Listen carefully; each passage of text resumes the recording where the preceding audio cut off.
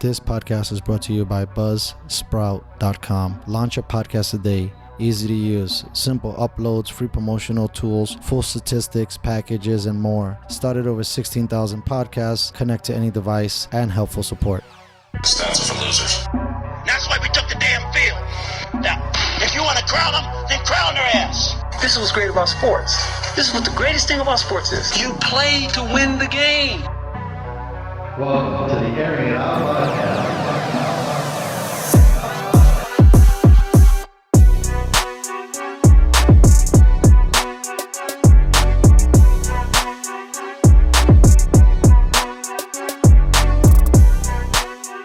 Welcome back to another episode of the Airing It Out podcast. I am lucky and fortunate to have my friend Danny Collado, who is a graphic programmer, and I've been wanting to get this fool on this show for a good long time. So thanks so much for coming on, Danny. How you doing? Yeah, thank you. No, I'm doing real good. And first and foremost, what I want to say is that I'm very, very honored to be here because, as a good friend of mine, we have a lot of dialogue between us, a lot of intimate kind of detail between us. So us doing this for the public, they're going to get a glimpse on what it's like to really talk with a friend. You know what I'm saying? So 100%. I'm honored, man. Damn, it's great. Like I said, I was super stoked, bro. That thing that I was telling you about that I was having problems with, it made me a lot more confident in the space because it's really crazy to think how many people are not even like the slight a bit savvy when it comes to computers. There's a lot of old folks that it's over their head, right? Like my mom, she's a college student. Right. And she had to learn how to just use, what is it? The free software? Is it Google? When not Microsoft Word. Right. The other one that's free. Oh, it's like the LibreOffice, the That's suite. one of them. There's another one. There's another one. There's some open source software out there that does the same thing Microsoft does. But at the same token, navigating it, understanding it, people don't even work on Word. Yeah. Right? So to open something, because most of these things will stay together, right? Like Right. I had a sound engineer on yesterday and a couple of shows before. Right. And he's looking at this and he's going down to the drop boxes and he's like, oh, this one is this word and blah, blah. But I noticed it's all kind of the same framework. So once you get a baseline, you can take that and you can go to the next thing because you know how you're searching and so on and so forth. But for me, I can't understand how illiterate so many people are about computing, period. Right. And then there's a segment like my parents that, English is their second language. Their first language is Spanish.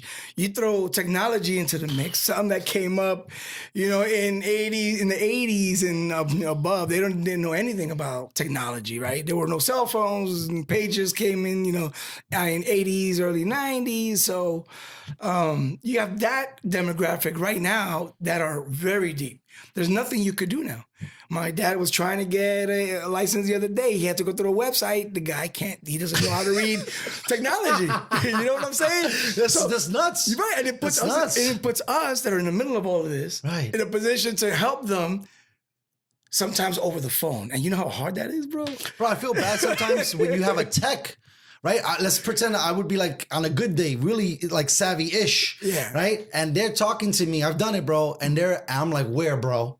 What button do you want me to drop? Because there's like 90 buttons here. That's true. There's 90 things, That's true. I don't know if it's easier when you are, more knowledgeable that you're like, hey, yeah, okay, boom. And you probably don't even make the call because you already know how the system is supposed to go where I'm looking for contact. I'm looking for email, right? Because most fools don't even know how to start that process. But now the thing is that when the interface gets designed, it gets designed for a certain type of person. So if you're an audio engineer, all the software you work with has similar designs. So when you go between softwares, you're like, oh, this is so-and-so. I could do, mixing. I could do filters. I could do all of that. So if you could do that across all of the audio engineering tools, then, obviously that is your profession. That's what you do.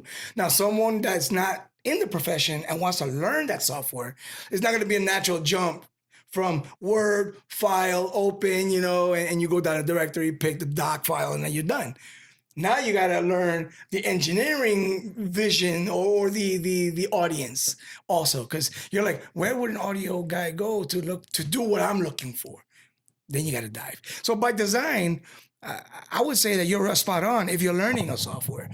I mean, if you're in software like me for a while and you can't find what you're looking for, then that's a little bit different, you know? So Right. Yeah. I think if you know and you don't know, there's a problem. yeah, right. You're supposed to know, and there's a word for that. If you don't know, it's fine because you don't know. Right. And but even with watching how they different stream it, because I always hate people, at least from a technology sense, where it's like, or something new. Hey, I don't really like learning new things. But with the technology goes so fast that if you don't get in, let's say version 1.0, by the time it's 2.5, it could be totally different. Right. Right. And so you got to learn because everybody kind of builds the same systems the same way. Right. You go drop here and then this comes out here and everything goes to the right. And you can get a little something on the left corner and the right corner. But if they start to change things, right, I think that was probably a lot of challenges for people going from a desktop backdrop to a mobile backdrop. Right. Mobile has to be way more easier. Right. Because they have more of a smaller space to work with. Right. And a computer, you're like, where is this thing? Yeah, exactly. Well, yeah. You're looking all around the screen trying to find out what you're looking for, you know? Right. So I feel for the older folks a little bit in that regard. But I like the people that do take on the challenges, like I said, like my mom, who went in not knowing jack, asked people for help. They weren't so reluctant to help her. Right. And she had to learn it by herself, Yeah, and you brought up an interesting point earlier when you said, like there are people that don't know things that they should know. So when you look at technology and the speed in which technology moves, people that fall into that category are people like my dad, like your mom, that technology has really jumped over them. And now somehow people expect for them to know how to get to a specific webpage. They expect for them to know how to get to pay for your ticket online because the DMV is going away, or maybe, you can't make it on that certain day, And you say, you can pay it online, can't you? And he's like, what? You can? So when we start defining and putting definitions on things like that, for example, the word ignorance is something that you don't know, but you should know. For example, if I'm an adult, I already should know how to do adult things, right? I should be able to get a job, fill out applications, manage my money. You know what I'm saying? If you don't, by a certain age, you become ignorant. Like if you don't know how to do those basic things that get you through life efficiently, right? Now you're ignorant. And they're very simple things. If you're disciplined enough, you could fill out a checkbook, and then if you do it one more time, then you get the idea. And then if you do it again, you understand the pluses and the minuses at the end need to be justified. So maybe you don't spend as much. Maybe you don't do certain things that you normally would if you don't know how to do the basic thing like balancing a checkbook. So I think I had a guy on the show a couple of shows back, and they was even talking about having those requirements in school, right? So you go to school. I mean, if you go to a more prestigious community, right, you might have wood shop, right? You might have a mechanic shop, but in the more urban communities, you don't have access to that. And not only that, I think again, on both spans, they might say this is something your parents should show you, but why don't they have those basic principles that make you an adult and less ignorant within the infrastructure of high school? So maybe in 11th grade, your AP class should take you into serious math, like not math that this over that plus this. Hey, you have $300. You owe such and such 26%. How much is that of your money? Right. Hey, you got to go here. Because I remember, and you tell me because you're older like me. Right. I remember in the class where they would teach you how to write a letter. Yeah. Right? Yeah. Who the fuck writes letters now? Right? So when you think about that, I hope they're not teaching those fools still that. Right. But if they were teaching us how to write a letter, then obviously someone thought that was important, right? To say, hey, you got to incorporate that. Right. So why are we not incorporating these newer tools? Well, right? And the tools of today is, for example, social media. That was I was going to say. You could have classes on that. I mean, there are a lot more jobs opening for technology than probably, a lot of the other fields, right? We could probably make an argument for that. Yes. So when you go down the path, now it's not the corporate suit anymore. Now it's the hoodie, right? It's the Mark Zuckerberg look. So we are deviating radiating. Speaking of hoodies, you wearing one? But. Yeah, of course. I dress up this daily, man. Yeah, as a yeah, no. programmer. Before it was cool. Oh my God. Before it was cool. You look like Mark Zuckerberg. This is my The only corporate. thing you're missing is the chanclas. Yeah, yo, this is my corporate getup, bro. Jesus Christ. No more suits and ties, baby. Yeah, exactly, bro. So, you know, and it gives you a sort of idea that maybe, game programmers have a certain look, and people end up looking that way eventually. You know why? Because, you go into work every day, you want to fit in culture. People let their weird side out, and everybody accepts it, right? So you're there, you can put on flip-flops and nobody cares.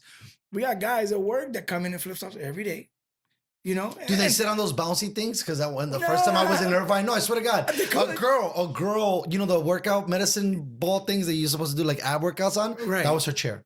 And she was in chanclas too. You can whatever, I was like, wow, whatever. This is so different. Whatever floats your boat. Yeah. In a lot of these tech companies, you could bring it in. If it's a chair that you can prop yourself up, the Game of Thrones chair. Yes, my man. I mean, you can sit down, bro, and you can literally be hung by a rope from the ceiling. The Game of Thrones chair. Yeah, man. Right, the swing. You could have liquor bottles in your office, half open. Nobody questioning whether you're drunk on a job or not. What a culture, bro. Well, it's so different, right? It's very. And by the easy way, we gotta also put the brakes on that a little bit. We don't know if all jobs, DK, you're able to have a liquor bottles on top of the desk. Yeah, that might be a stretch, right? Yeah, but you're talking about the freedom of being able to create your own environment within another environment, and not ruffle feathers, right? And it's the kind of conversations that you have when the guys make it to Google, and you have a buddy that says, "Hey, look, we have massages," and they actually validate a lot of the things you read about online. Right. Like, how is it to work at Google? And then you'll see, all the amenities and the things. A lot of that shit. And I couldn't say that, is it like that in Google? I don't know. Finally, there's someone in the inside that tells you, of course you can have bottles open. I can have a bottle of vodka open on my desk, right? And I'll still be fine. As long as I do. Right. You gotta execute.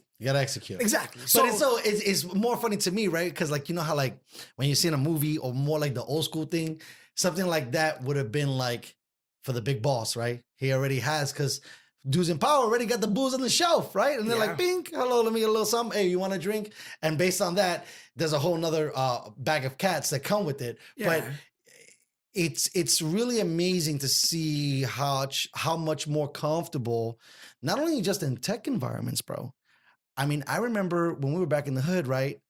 Wearing tattoos above your fucking collarbone, you were done. Yeah. You were done. If you had a tattoo on your hand, you were done. Yeah. If you had a tattoo on your forearm because you had to wear short sleeves, let's say in the summertime, you were done. Right. So not only can you dress, bring, and there's a looseness on what you can have in your desk or not, but even the appearance of what a typical, I don't want to call it worker, because then when you say worker, you already have a thought about that. You're thinking about the guy with the lunch pail. He should have a tattoo, right? He's the steel worker. Right. But the new job force. Right, exactly. Is, piercings, a lot of different things. If you were to draft it up and say the working man and do an ad for like some sort of, beer or maybe some, a family on a couch, you start seeing the diversity of the subcultures, I guess. Correct. Is one way to put it. It used to different be clans. It used to be like, oh yeah, look, the Brown family and the African American, and did this.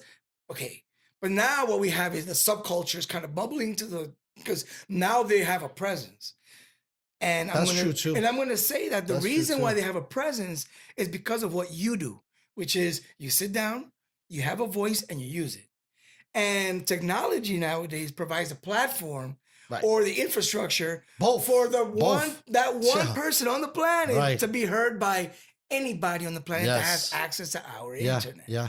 You know what I'm saying? So crazy, bro. So when you do that for a subculture, then there are other people that maybe would have never communicated. That's true. And they get together and they're like, you know what? There are people just like me in New York. There's people just like me in Florida. There are people like me in Korea. There are people like me in Niger. There's people like me like in West Africa. There's strange folks everywhere. And then you realize, you're like, man, why am I so scared about being me? I want to put on those red shoes. I want to throw on, an earring or two or three or four. And so what? Right. Because in the end, you feel almost shafted by the illusion that if you work hard enough, if you do this and if you do that, if you go to school, and you're like, man, and all I do is I'm on the hamster wheel. I'm trying to make everybody happy. I go to interviews. I throw on my suit. 'Cause I only have one, right? And I go for the job, and it's hard. It's extremely hard. So that all being said, I know I'm going around in circles. No, don't worry about it. That's the different great thing. topics. That's the thing that's amazing about this show. We go everywhere we want to go. Yeah, bro. exactly. We So go on tangents. but really, there is an appreciation for journalism and free speech and all of these things that obviously by today's climate, it's a very sensitive topic, and everyone has their security blankets. Yeah. If you want to buy toilet paper, fine, buy it.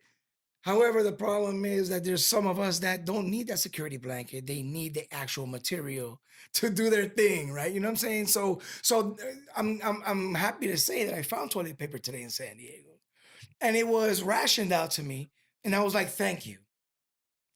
However, you know what's funny is that sort of system. I was just gonna say, bro. Sounds a lot. Do you hear that, bro? It sounds like I'm in Cuba, bro. lot. I'm in Cuba, bro.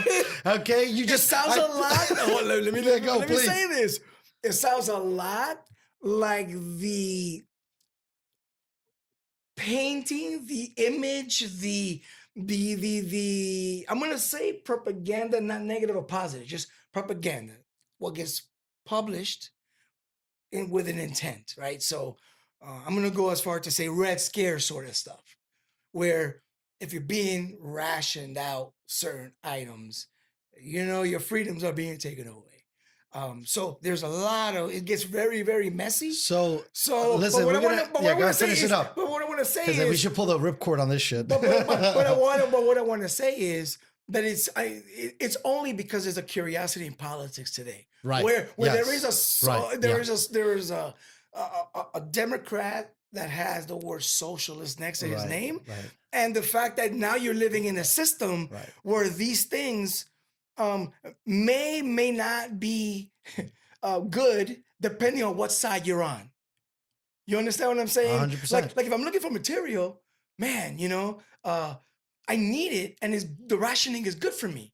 However, if you have the money, right, why you can't can buy all the toilet paper and say, you know what? Don't ration it out because I have the money. Right. It's my freedom to buy as much as I want. That's when it becomes a slippery slope. Exactly. Right. So now you see who is really who. Right. In the system. So that's what I was gonna say, and I'm gonna try not to stay on this too much because who knows how slippery ice this could get. Maybe we'll see if we come back around.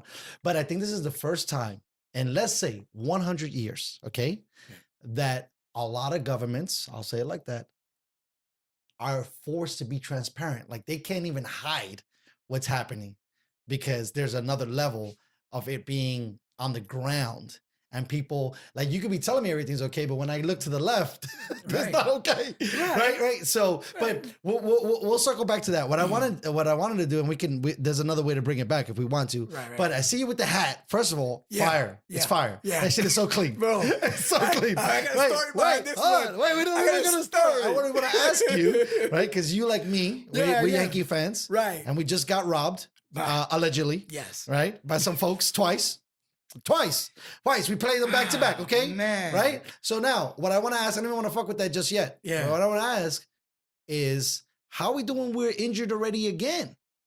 So are we looking at this injury? Let's wipe the slate clean from the backside, starting a season with World Series or not expectations, right? Because everything else don't matter. If they make it to the first round, you're a bum. If they pass to the second round, you're a bum. If you get to the World Series, they're like, you know what? Now our money is gonna be made back because that's how the Yankee not only fan and ownership thinks. They make money no matter what. That's right. True. You just make a whole lot more money when you start getting into the postseason, 100%, and putting up 100 win season games. Yeah, which they've quietly done like 3 seasons in a row. They like 99, I don't see them coming 96. Back down. Baseball technology is built a certain way now. You're not going to take away 100 wins from any good team. So you can forget going back to an era where teams are starting to win 95 games, 94 games. So that ship has sailed. So Yankees have always been pioneers of some sort in that matter, right? Where today is no different, right? It's an era where now the juice balls is a big topic. Technology again shows up and Right? says, Isn't that wild? "Hey, you can wear buzzers, and you know, and now you have to start." Allegedly. Well, yeah, you know, and the thing is that when people Allegedly, start bro. talking about teams getting robbed, yeah, they could talk about the trophy, right?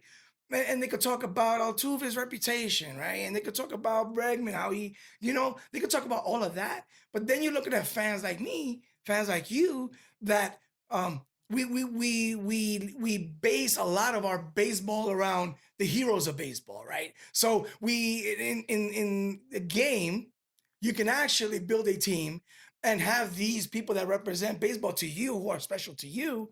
Now you're like, oh, so and so was involved some way with a scandal that happened.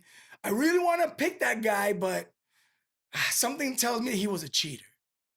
So the word cheater was thrown around a whole lot. And to be honest, we live in a society that we don't even know how to recognize cheaters anymore. Right. And there is a big connection between what happens in our society and what happens in our sports that we dearly love. We're like, wow, really? What makes him a cheater? The fact that maybe the organization, ambitions were so much, or was it the fact that maybe we don't know because human beings are so complex? Well, I think a large part of it is that as soon as you start to win, you start to piss people off. You know how crazy that is? Yeah. Right? The moment you start winning, things start changing. Because when you win, you get on the radar. Right? And that's a problem. That's one of my biggest gripes with sports fans collectively, right? We don't like winners. We want the underdog, which makes zero sense. So now, if that is the overall consensus, as soon as a winner starts winning, they're like, wait, what's this fool doing? Is he juicing? Does he have a corked bat? Is he wearing a pager, right? Is he sleeping with massive girls that's giving his ego so much fire that when he steps on the golf course, he don't even give a fuck because he's the man? And that kind of mentality, right? That killer mentality is what makes you kill in your sport, right? Yeah. When to be great, you have to have a little bit of an edge to you, right? And in this show, we've mentioned it multiple times.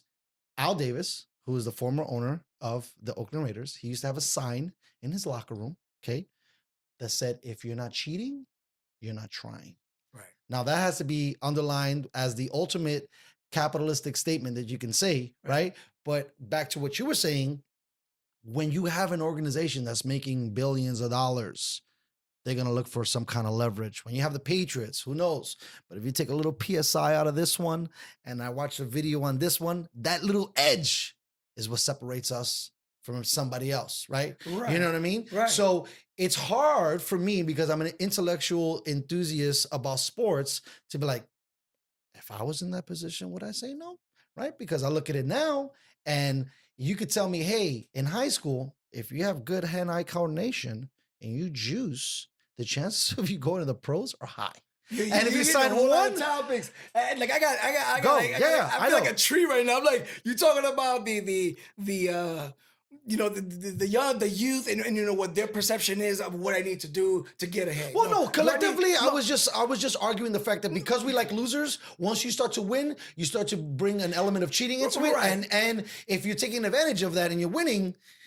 Morality starts to be in question. Let's start with the underdog question. Like, why do people go for underdogs? Right, because everybody is underdogs. Well, exactly. Right. Well, but when you're talking about, there is mythology based on underdogs becoming gods and deities and things like that, right? So it happens. This is a primitive thing. This is right. It's a caste system kind of deal. We're programmed to feel that way about hierarchy. Right. That's why Rocky won an Oscar. Yes, man. I mean, you're on top of the steps. Now you get a statue. Right. One guy came from nothing. Of course. But that's a lot to do with, I think, also the US of A. Because in other nations, if you're Rocky, you won't win the championship or you won't even have a chance for it. In this country, you can go from zero to hero and from hero to zero that quickly. In other places, if you're poor for life, right? If you go to certain, Asian countries, some European countries, your financial caste system is going to be super duper hard.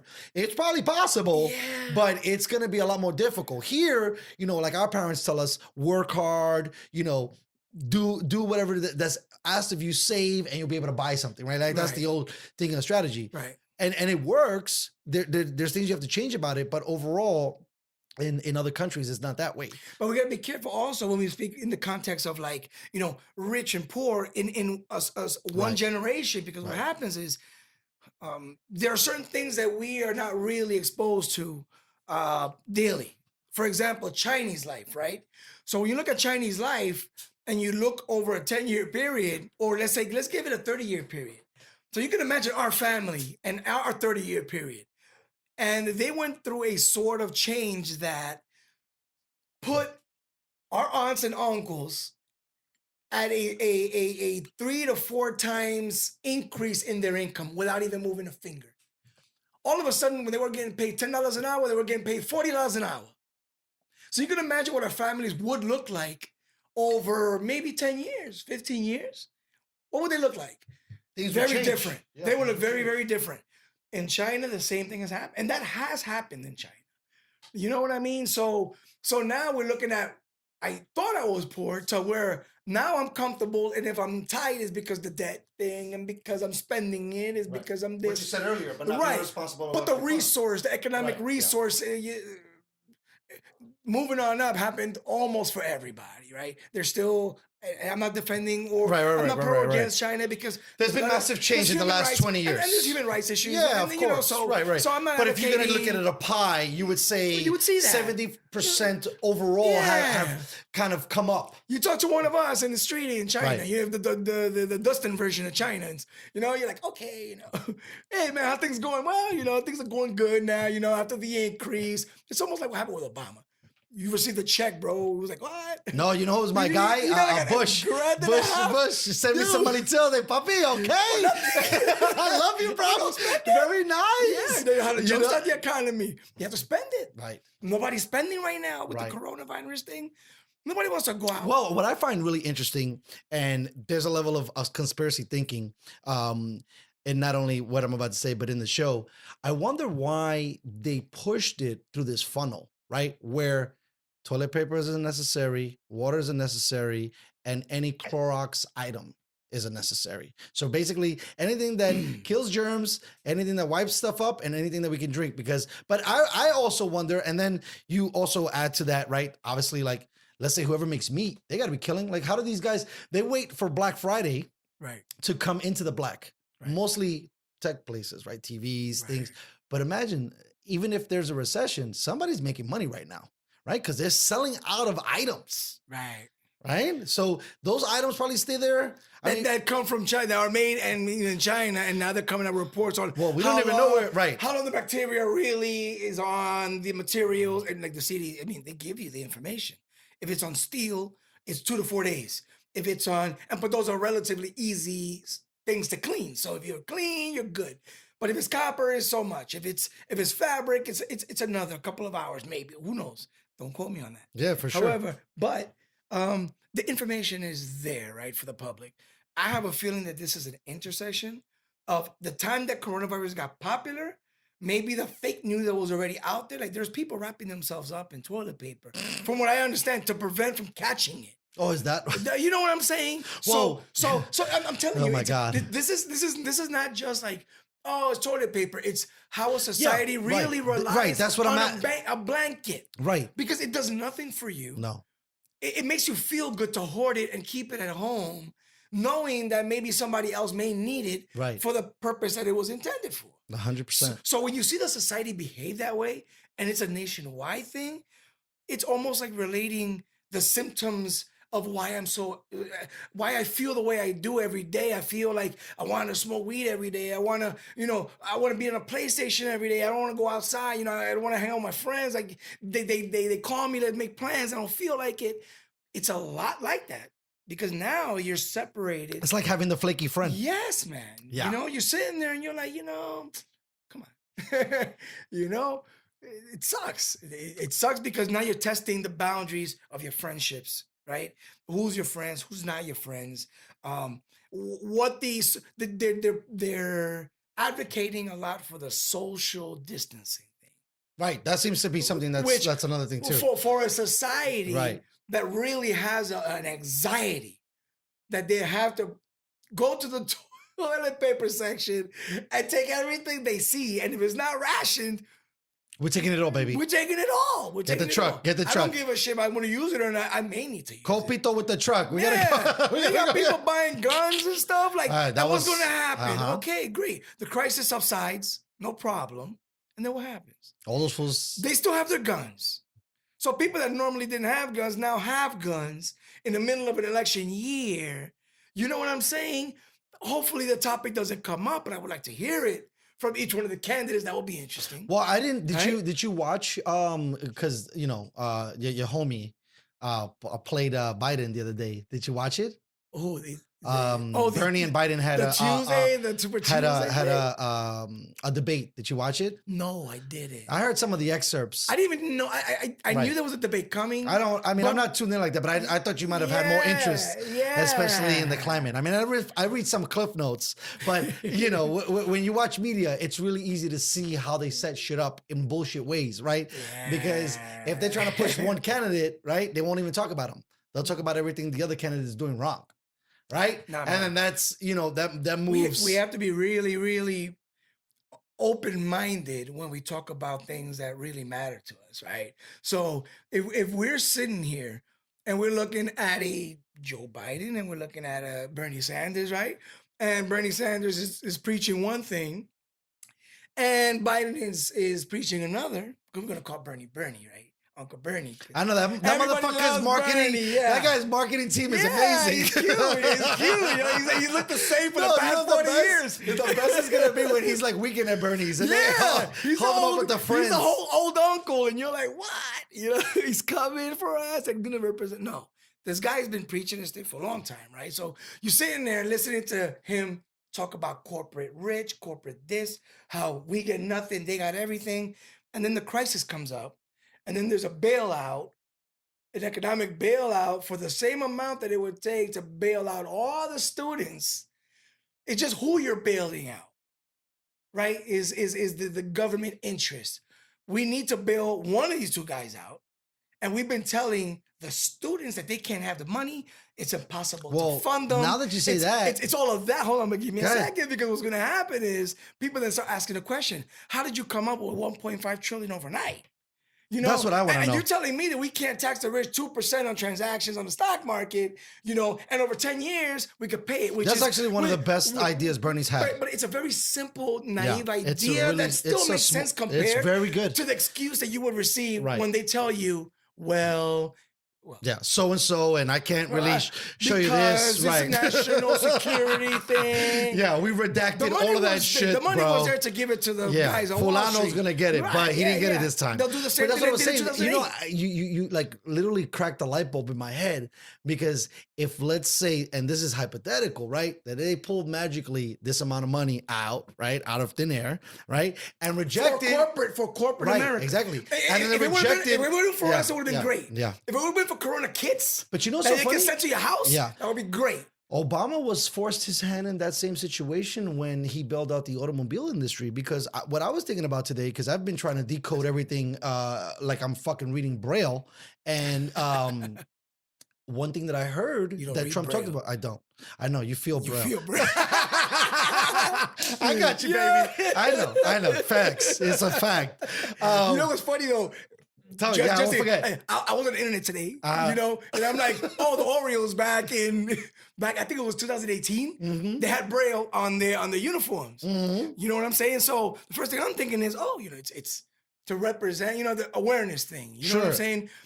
A lot of like the Colin Kaepernick thing with the Right. awareness for, and then it gets twisted, right? And then it becomes a joke, because now we're saying they're playing, so gets sensationalized and saturated, The baseball and game, then- how they're gonna, you know, so it's a dumb joke. I'm thinking that's happened a lot during the 2018 season. I haven't been around, I didn't know that was going on because I wasn't really that into baseball at that time, but it is what it is. Yeah, back again Pretty to funny. this is real quick on that. I don't even know why they would put it there, because if you felt it, I mean, it's not like the pitcher's filling his chest or the Yeah. batter. But anyways, really quick, and I want to go back to baseball. But I'm going to say that you know, based on, you know, what the MLB does and allows for the expression of the people that, you know, They've been actually really, really, Yes. really amazing on that front. Because one thing Dominican Day, baby. The ballpark It's true, that they though. promoted, and you know, we have all these little They're events. national, not national. That's probably a bad way, but like they allow for you to have pride not only in your team but in your nation and in your country, which is dope. Right. Because you don't really see. I mean, football. There's a diversity, but you don't see a guy wearing a Jamaican cape on him, Right. playing football, right? And you don't know Right. where he's from, or Right. South African, or not South African, but African, Right, right. And then, but The- in the baseball, culture- the cultural they'll aspects build a don't- jersey, Right. with like the World Classic, Well- where you see, and that's pretty awesome. But remember, you know? remember that the representation also across the players it's a little different because you're farming within Right. the United States. that's- usually in the that's South. a whole different So story. in the NFL, it's usually Right. an American Right, thing, right, which yeah. brings up the topic of the kneeling thing Yeah. and everything, and baseball, which for me now I start thinking, well, it's a little and weird that you're looking at a sport that really celebrates cultural diversities and our players. You have the players that are from Venezuela, you have the players that are from the Dominican Republic, you have players that are from the USA, you have players that are from all over the globe, right? And you're participating in a sport. And you look around and you're like, wow. There's guys with like the capes, like the Jamaican capes. You have, the Dominicans capes. Puerto when you Rican have- cape, they Mexican cape. It's a freedom of expression that's of dope. who we are, right? And But I said good for it's the sport. nice. It's not that baseball it seems to be. I mean, you could probably say basketball's in second place, but they're not obviously wearing like memorabilia that shows that, because the Europeans have really went into the NBA and Right. provide a lot of wealth for them as another pool to pick from. But really quickly about this feeling Braille thing Right. with Trompitas and Biden and Bernie, if they pull that out and they're going to bail some fools out, very similar to how Obama bailed out the automobile industry, I think the industry that's going to take off the hook. And for you guys that are listening, My friend. the airlines companies are going to be the first company they're going to bail out, My because friend. with the hit that they've been taking on travel, it's going to be travel. I think once, God willingly, right, that things settle down. But bro, how much money you think the airlines have lost through this whole process? I think those transactions have already happened. Mm-hmm. I'm not sure. The things I know, there was that 1.5 trillion I don't even know what happened, bro. Yeah, I seen it bailout- too. Okay, so that bailout is there somewhere. I Yeah. don't know if it already happened, Right. or it happened. It's just on hold. I'm not worried. Right. I mean, seen another. Did you see this I'm one? not a details There guy. was another 50 million that I found strange, because I'm like, yo, you just dropped this amount, Right. and now Trompitas drops 50 million today to already start an infrastructure to handle this. So I'm like, damn, 1 trillion. You could have put 1 trillion to that, because this sounds like it's a lot. That's a lot. But 50 million doesn't seem enough to compete with, let's say, something of a magnitude, right? Versus, man, $1 trillion would cure anything. And I'm not just saying diseases. If you gave 1 trillion to a third world You country, said 50 million. 50 million. So you know what 50 million is to the government? No, what is it? It's what 50 cents is. Right, for us. yeah, that's what I'm saying. Yeah, To me, knowing yes, money, yes, $50 million ain't yes. shit. I'm I'm like, bro. And you're saying Have you ever looked at a medical bill? It sounds like a principles thing, not Yeah. an economic thing. Right. Because Trump is asking for 2-point-something billion. It became this big thing in Congress. What was it, last year sometime? Yeah, I He was wasn't probably asking paying for some attention as money to much. start. Yeah, it was like he wanted to. There was a portion of the wall that he was asking for. He when he wanted was, yeah. 2.8 billion. Yeah. With the wall thing, that guy was they delusional. denied it. Yeah. And the public, the discourse Yes. was that. Right. The debate whether it was right or wrong. But when you look at 2.8 billion, it is nothing in the government. No, what, 2 billion? Billions. Yeah. Even billions. Billions. Think about this. To us, right? Because we would say we're aware, right? We use that word. That we're aware that 50 billion doesn't mean shit. Million doesn't mean shit. 50 million.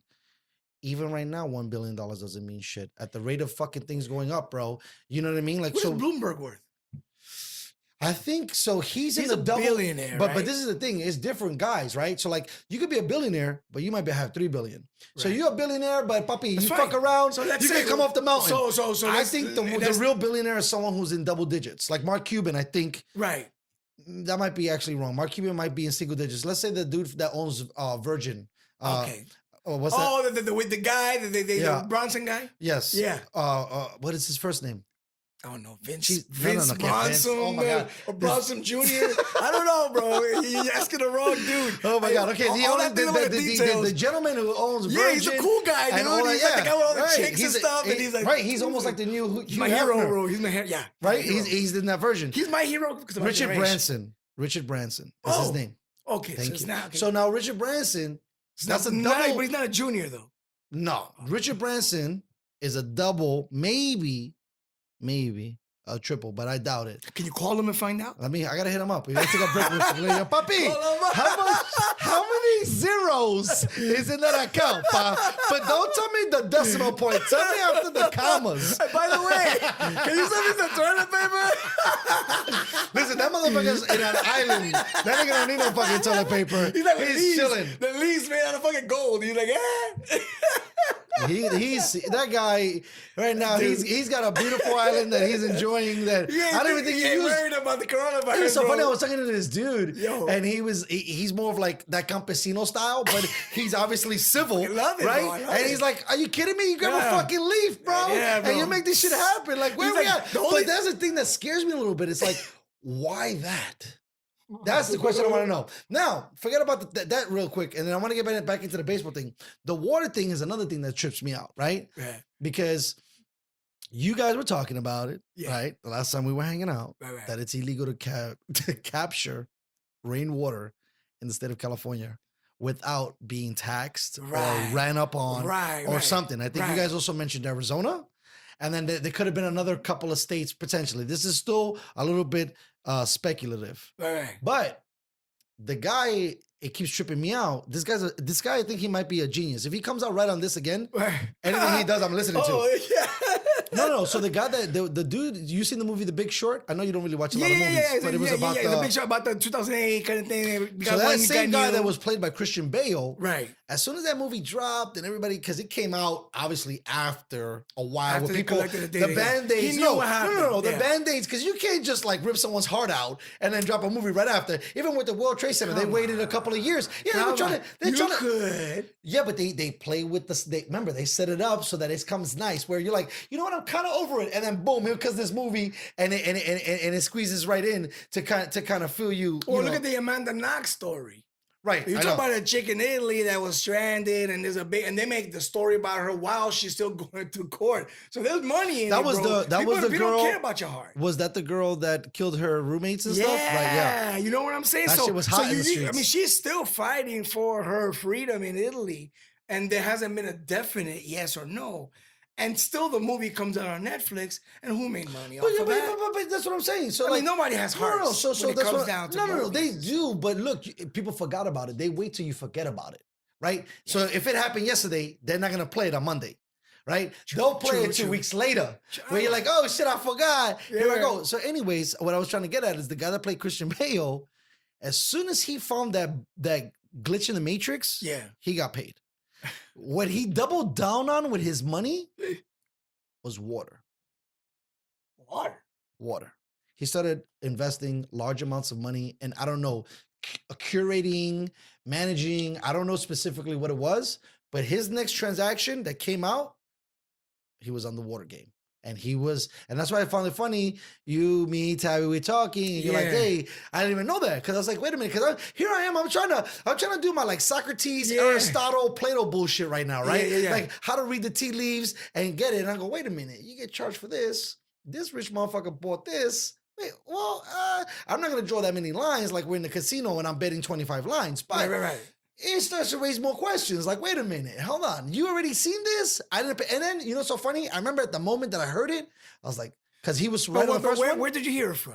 So, Well, tell me Fox News. Bro. no, it was a friend of mine, and I think I looked it CNN? up. No, a friend of mine, and I looked it up, and it was like on some BS. Like if you just search it on Google, there was many articles, and one, like I just looked at the first article that said, yeah, Right. but it was small. It was a paragraph. Yeah, this guy from The Big Short, blah blah blah. Yeah. Water, done. Period. Yeah. So it was a really short news. For me, I didn't look further because I was like, Right. hey, someone told me. Yeah. I looked it up. Now it could have been Fulano bullshit. But yeah, right. But it wasn't total bullshit. But there's Right. something, Yeah, I was like, okay, well, yeah. there's something It's to like it. everything, But, the government. Yeah, right. So, but the thing, you know, some of the insiders, they see certain things. So I just try to for my own sanity. Because I get conspiracy theory. I watch way too many fucking movies. Like my mom gets scared to go through the South because she watches too many horror movies. I'm all fucked up because I've watched every movie you could possibly imagine. And then something happens, I'm like, oh shit, they ran out of toilet paper. The Martians are coming. Oh shit, they took all the water. There's a meteor headed to America. The other day I was thinking about this. I was driving. I don't know what. By the way, we're not laughing in any disrespect, but we're having a good time with it because this is how fucked up media's got us. Yeah. I know. But it got me crazy. You can imagine, bro. The other day I was going through this road. I'm like, and I'm like, damn, it's dark out here. And then we started doing these rides up by Julian here in San Diego, which is a beautiful countryside. Amazing. I'm lucky that I went a couple times. It's really dope. Oh my God, man. So we're very lucky. You're going through there, and I'm thinking, all right, I'm in New York, like New York mentality. And somebody gives me the key to this, right? And I'm imagining my first night in the middle of nowhere. Yeah. Bro. No lights. Right.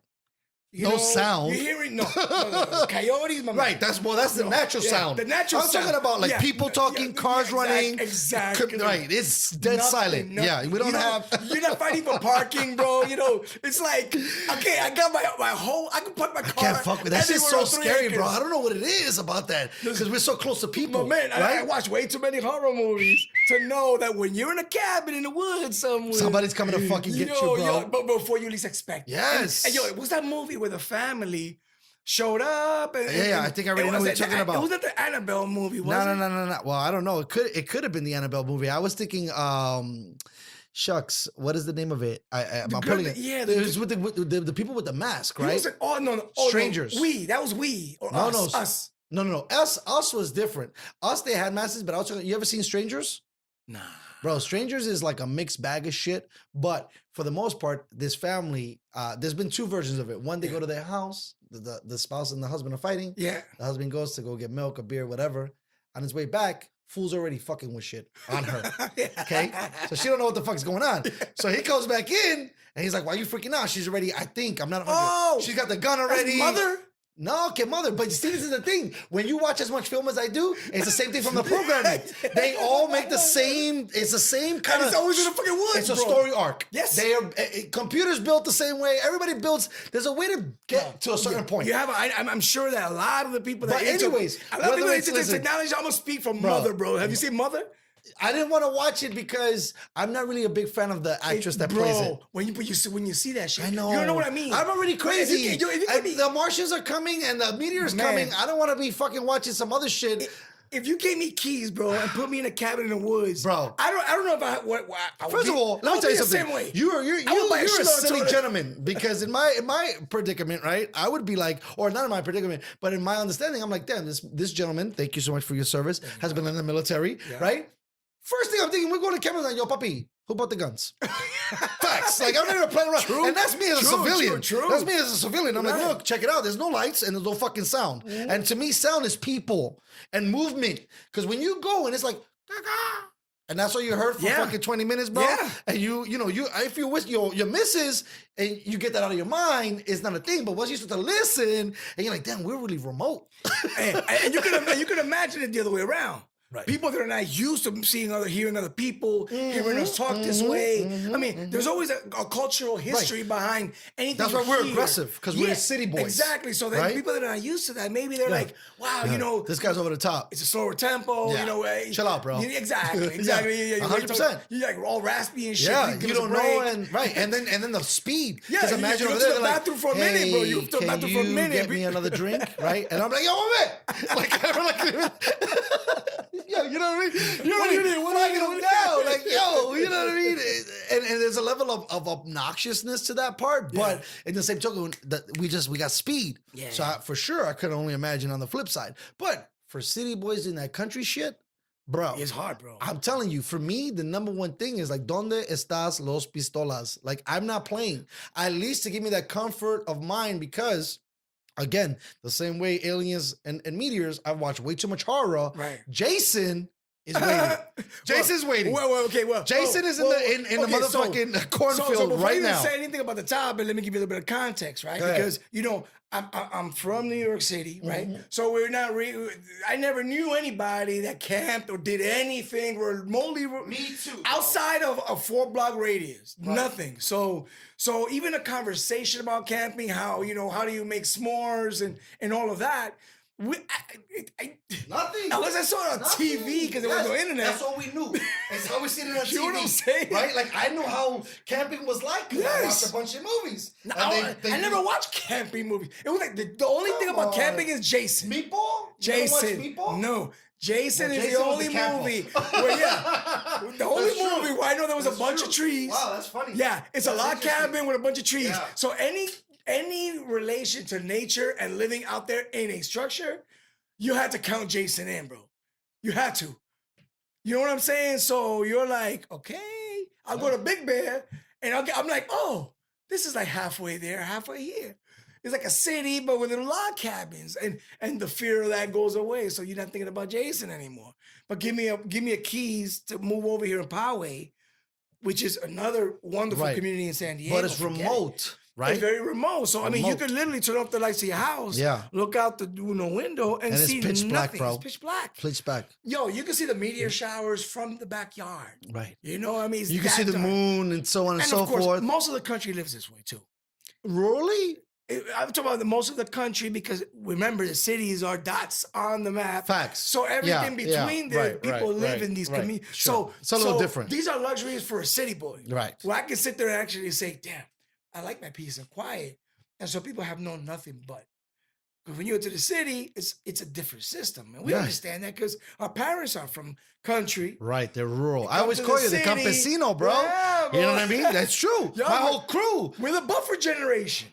Right. We're the generation We're the that's middle. between. We're the middle. We're the generation that has Uh-huh. enough of the old culture. Mm-hmm. If we want, I'm gonna separate it so that way I guess I make a distinction. They came from a very rough lifestyle, country people, right? Yes. So we're gonna say agricultural. Cool. And then they come here and they say, let's make a life here. And when I have kids, I want to make sure they assimilate, go to school, Right. do this, do that. And at the same time, give them the values. And what are the values? You have family, you Right, have this. right. Family is important. Most of Family the is 10 everything. Commandments, right? Don't cheat, Ten don't lie, don't steal, Commandments. don't kill. But those 10 right? commandments. I'm just are- saying in that yeah. regard, they're giving you a list of Exactly. things. Don't do this. And the Ten Commandments just happen to be the agricultural version of that. Right. So Exactly. when they get applied in a city, Right. not all of them make sense. For 100%. example, when are you going to have kids? And you're sitting there at 22 years old, Right. listening to your uncle at the party, like, hey, so-and-so had a girl, and, the whole old maid kind of mythology. Yep. Trust me, I've and been that in enough culture. of those parties. Yes. So people are constantly asking, when are you going to have a kid? When are you going to have a kid? And maybe you might have infertility issues. You may have companionship issues. You might be fucking You may- single. you don't know. right? You know what I'm You might have saying? all types of Yeah, shit. yeah. It ain't easy to be. I was like, bro, I'm just gonna go grab this chick out the Yes, closet. yes, And yes. then it's gonna be amazing. But these are anxieties that come within the family. Yes. It's like, what are they going to think of me? Right? Yes. So what happens? We're the generation in the middle that have to deal with our parents asking us every freaking 6 months that we see them. Hey, well, not my parents, but our family members. culture When of are you that gonna have kids? family, And yes. you're like, I can't Right. afford to have kids. right.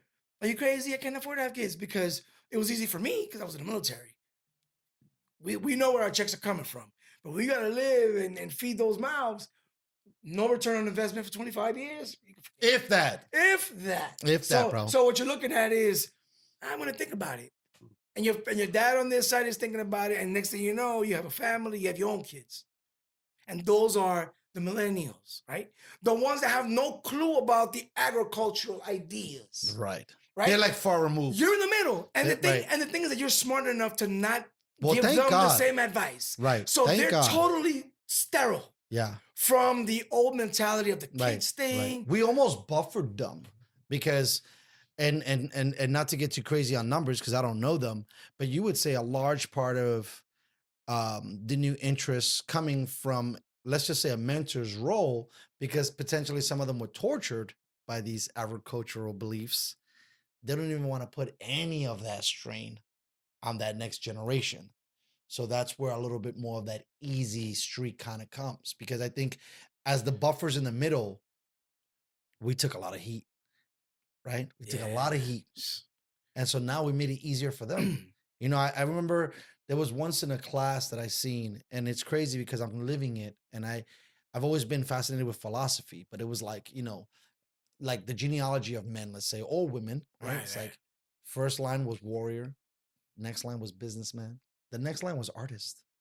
Because he took all the hits, homeboy finished all the hits, and now you're living good, pa. You don't have, right? And then imagine what comes after artist. It might be even someone easier, right? And in the sense of like, you didn't have that oppression, that struggle, that battle. You know what I mean? Like it's different for you in a sense. Like there's levels of it, but you know, they were coming from a whole different era of how they do shit. Because even household chores, right? If you bring in agriculture, making your bed is different than, hey, you got to go feed all the pigs today. You got to go get all of this today. You got to cut out all the crop, right?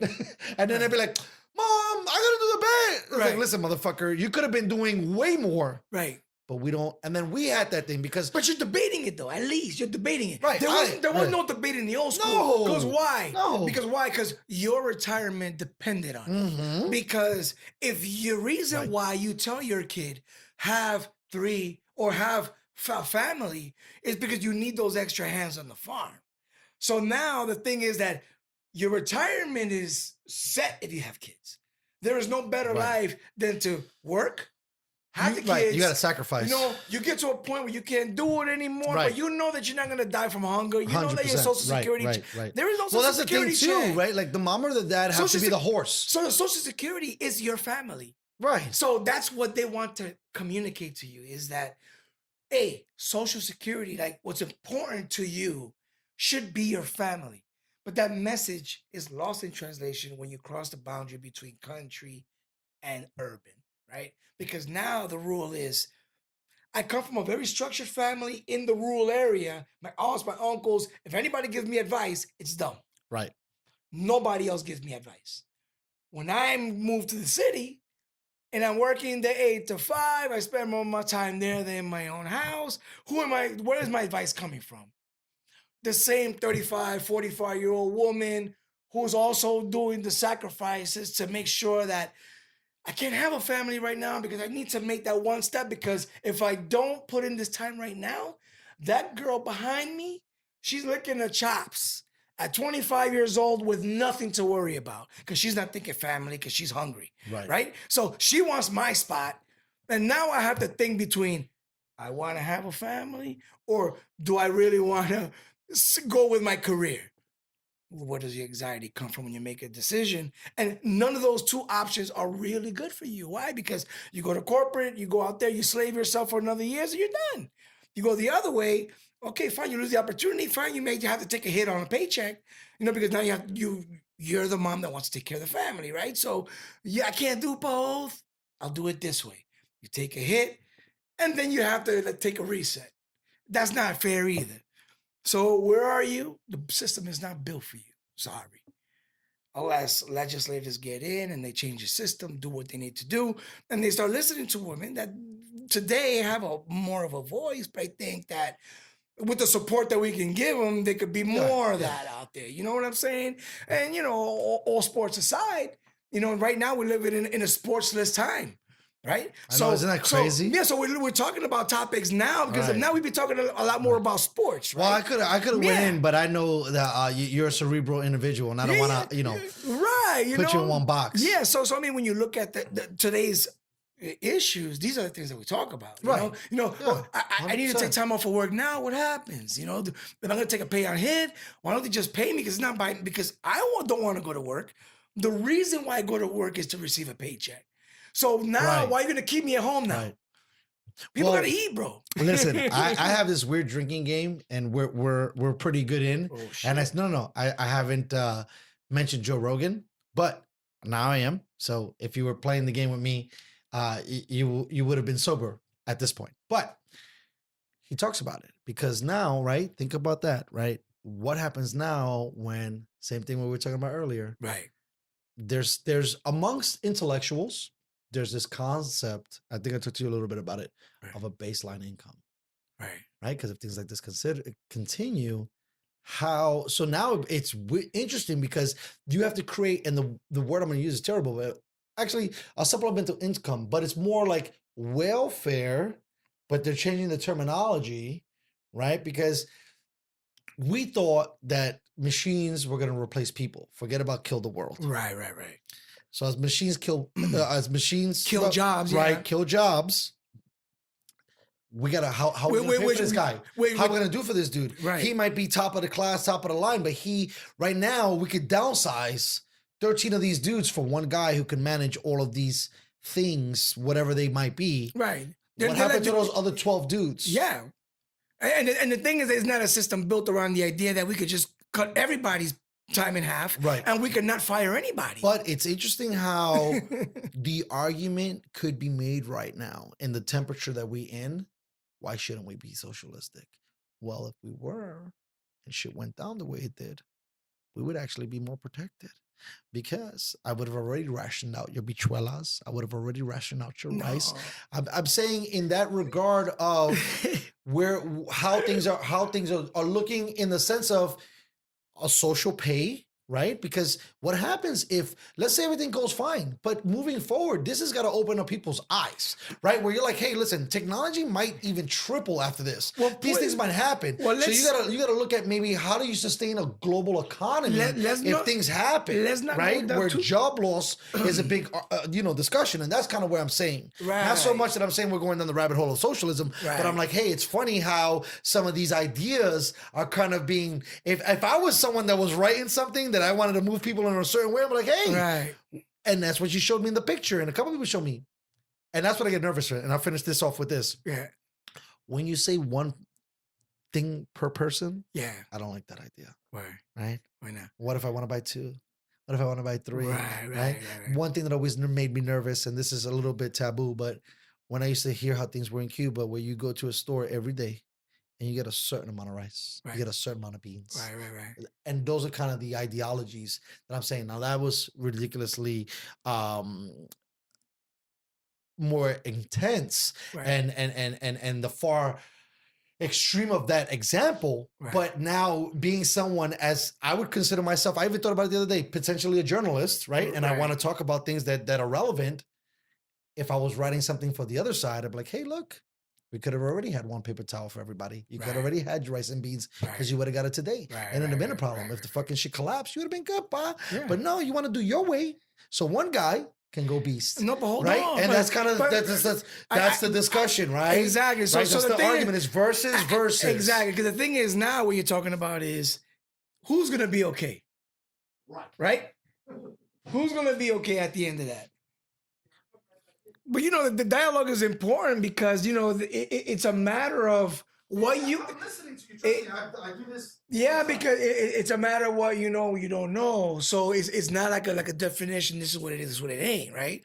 Because the ideas that we were talking about, the ideas we were talking about were the image of someone rationing out from a truck. Back in the 1930s, like the Great Depression, right? That was one image that may come up, right? Because we know nothing. We know nothing. We know nothing. We have no idea. Right. So the only thing we know is a little bit ish, right? With 9/11 and 08, and that's not probably comparison. So in today's climate, I kind of like to know what's out there generally, and now these generally things ended up being. Fake news is going on, what's going on? So it makes me investigate things more and more. So then I had a buddy at work that told me, hey, you should look into Bernie Sanders. And this was back when, the Trump candidacy was. Yeah, this was when you were pure. That's when everybody thought that Trump would never. No, this is that time where nobody thought Trump would ever make it to the White House because he's crazy and all of this, right? So the big you're talking about the ticket, Bernie versus Hillary, right? Because the Democratic they Party, were trying to figure that shit out. They already had it figured out. Right. The Democratic Party was supposed to win, and whoever won the Democratic candidacy was going to be president. Right. Basically, the Democrats were stroking themselves so hard. They're like, it doesn't matter who we put. It wasn't a Republican. Republican got thing. this. No, If they're Trump's- done. Exactly. If Trump's there, They got a joker as yeah, their guy. Exactly. We should be able to beat him. Exactly. Let's figure out who we want as president. Right. So then it came down to the whole Hillary thing, and that's Right. why Bernie went all the way, because it's like a presidency. 100%. It was like that, so he had to Right. go all the way. Right. But I didn't know anything about Bernie at all. Really? I had a guy at work, and the guy says, "Look into him." Okay. That's all he had to say. I'm like, okay. I mean, the guy was kind of like, yeah, do it. Like, I looked into it. I was like, it's an old guy, right? And then, you do the search, and then he's like the same old guy for like the past 30 years. Nothing's changed. He's still gray. Right. He's still, he just talks the same. His So little, everything the same. I wouldn't want to say little His gimmick, image, but his image is the same. He hasn't changed anything. Right, for 20 years. So consistency is something you haven't been Agreed, able to 100%. agree Yes. against with Bernie. I like business. So Consistency then- is always good. So then what happens, bro? Then I go to the barbershop, and on Time Magazine, I see the guy on the cover Okay. that this guy was talking about. And I'm like, well, who the fuck is this Bernie guy? So I pick up the magazine, and it goes through his whole activism days and all of these things that he was involved in. And I was like, that message that he was trying to communicate back in pictures that were black and white are the same issues that he's talking about in 2020. So then I started looking into it. Well, not in 2020, at that time it was 2016. This guy's like, everyone's making this thing about Bernie and the Democratic Socialists, and I'm an open-minded person. I consider myself that way. Maybe other people may disagree, right? Sure. So I consider myself a person who is willing To take a to closer sit look. down, To take a take a closer look. look. Let's Yeah. talk. Sit down. Vamos ver aquí. Let's go. Yeah. Let's talk Let's see about where it. we're at. And if it doesn't make sense, I want the freedom to say it doesn't make sense to me. Right. But then have a basis. Yes. And I'm thinking that in the same conversation, you would be reciprocated the same way. Right. That if I would listen to you, you're also willing to listen to me. Sure. Because I also have a valid enough point, just as valid as yours. Right. So the conversation of socialism never makes it there. Right. Because we have No. parents that I've lived Right. through the 80s. Yes. Through the whole rush Right. of the Cold War Yes. thing, and our parents with the Red Scare, and the Vietnamese, and the Nixon deal with China, and socialist China. There's a lot, and Russia fragmenting because now Democrats. So this narrative that has happened forever. It's not only at that time. There's other We times. could go, you can go all the way back. Right. So then you start investigating, and then you sit there and go, oh, we used to have communist parties in the United States, and they were the biggest proponent of labor unions, Right. and the biggest proponent of all the safety net things that we were granted during the Roosevelt administration, right? The Social Security thing, the giving Right. all the people the jobs to build national parks, Right. and to give people jobs that were out there, Right. To create an economy. Yeah. receiving the rations. Mm-hmm. So if the idea of rationing out materials was the cheat code, guess what? Why the hell are we even going to give Social Security? Let's ration everything out. Well, that's a big argument that people are thinking about. If it was a good thing, Right. it's not a good thing. Well, and we it's don't not what know. socialism practices. I see. This is the thing. Because- As much as I argue it, I don't know. We should just say good or bad. It depends on how you look at it. Okay, Right. so my It depends on how you look whole at it. argument, the one thing I wanted to put out there is I'm not a scholar in any of this material. Right. Neither am I. But what I have learned is that the term socialism is more of an economic term than it is a thing, right? Right. The way, so when you compare capitalism to socialism or socialist economies, then you have a debate, right? Mm-hmm. And most of the time, that socialist component is an argument against capitalism. In the same way Right. that when someone tells you need to go to church, you say, why can't I question the church? So you have every right to also question capitalism. And the biggest question that hasn't been answered has always been socialism. How do we know this? Because we have socialist countries that have socialist elements, but they're very different from each other. Because Right. Venezuela socialist is very different than Sure. Denmark and Sweden and all Right. those countries. 100%. So when we Or say South Korea. so when we say socialism, North Korea, excuse when me. we say socialism, we need to be careful Yes. of what we mean by socialism. Well, that's the thing I think that is a cool thing to do, right? The moment you wrap it with that dress, you construe everything. You're done here in the United Right. States. You can't do that. So now, as a smart person, you have to be not only aware, but know that this country is kind of a balance. So then- but so- it's like a 60-40 shit. Right. Because there are socialist things that help out the needy. They might not be working, they might not be running at 100%, but you still have families who can't eat, they get supplementation, right? Has nothing to do with socialism. It kind of does, because it says There is that we have the socialism, when you're looking at it, is like everybody gets kind of a title, and then based on that title, we get a certain amount of earnings. No. I'm saying so. I did more- not say that. No, I didn't say you said that. I said you might be thinking. No, 'Cause I'm for not thinking that either. For me, more so, it's just like being able.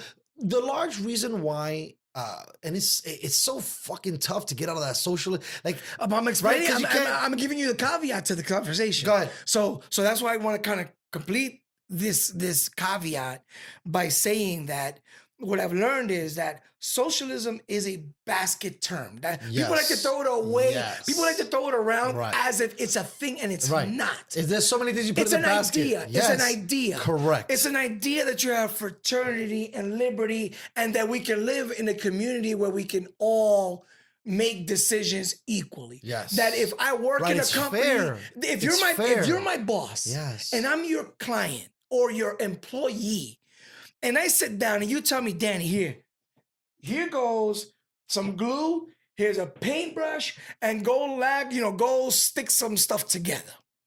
And Dustin, the CEO of this company, tells me, here you go. I'm going to pay you this much money.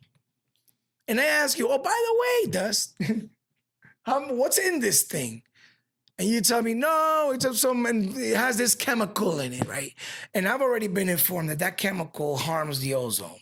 So, and I tell my boss, hey, I don't support this. This is not, I don't like this, right? It does way too much damage to the environment. I'm Right. informed. Maybe you're not, but maybe it's cheaper for you to do this. So there's a conflict of interest between what we're doing. Right. And Dustin says, shut the fuck up. I'm paying you $30 an hour. Get your ass in there and paint the beep, beep. And then you say, well, by that logic, yeah, he's right. But by the logic of fraternity, liberty, and the right to be able to speak to another human being and say, look, principally, this is wrong for me. I cannot, and not have a vote. Right. Because what he's gonna do, he's gonna fire me and hire someone who lives in another place that he's not dumping that crap in, but he's dumping it in my backyard. So what happens now? I have no voice. And I can make an argument that capitalism does have that trait. Right. It's a critique of capitalism. Right. Now, you see it a lot in capitalism more than in any other economic system. Okay. Yes. So if your concern is that, then you fall under the socialist umbrella.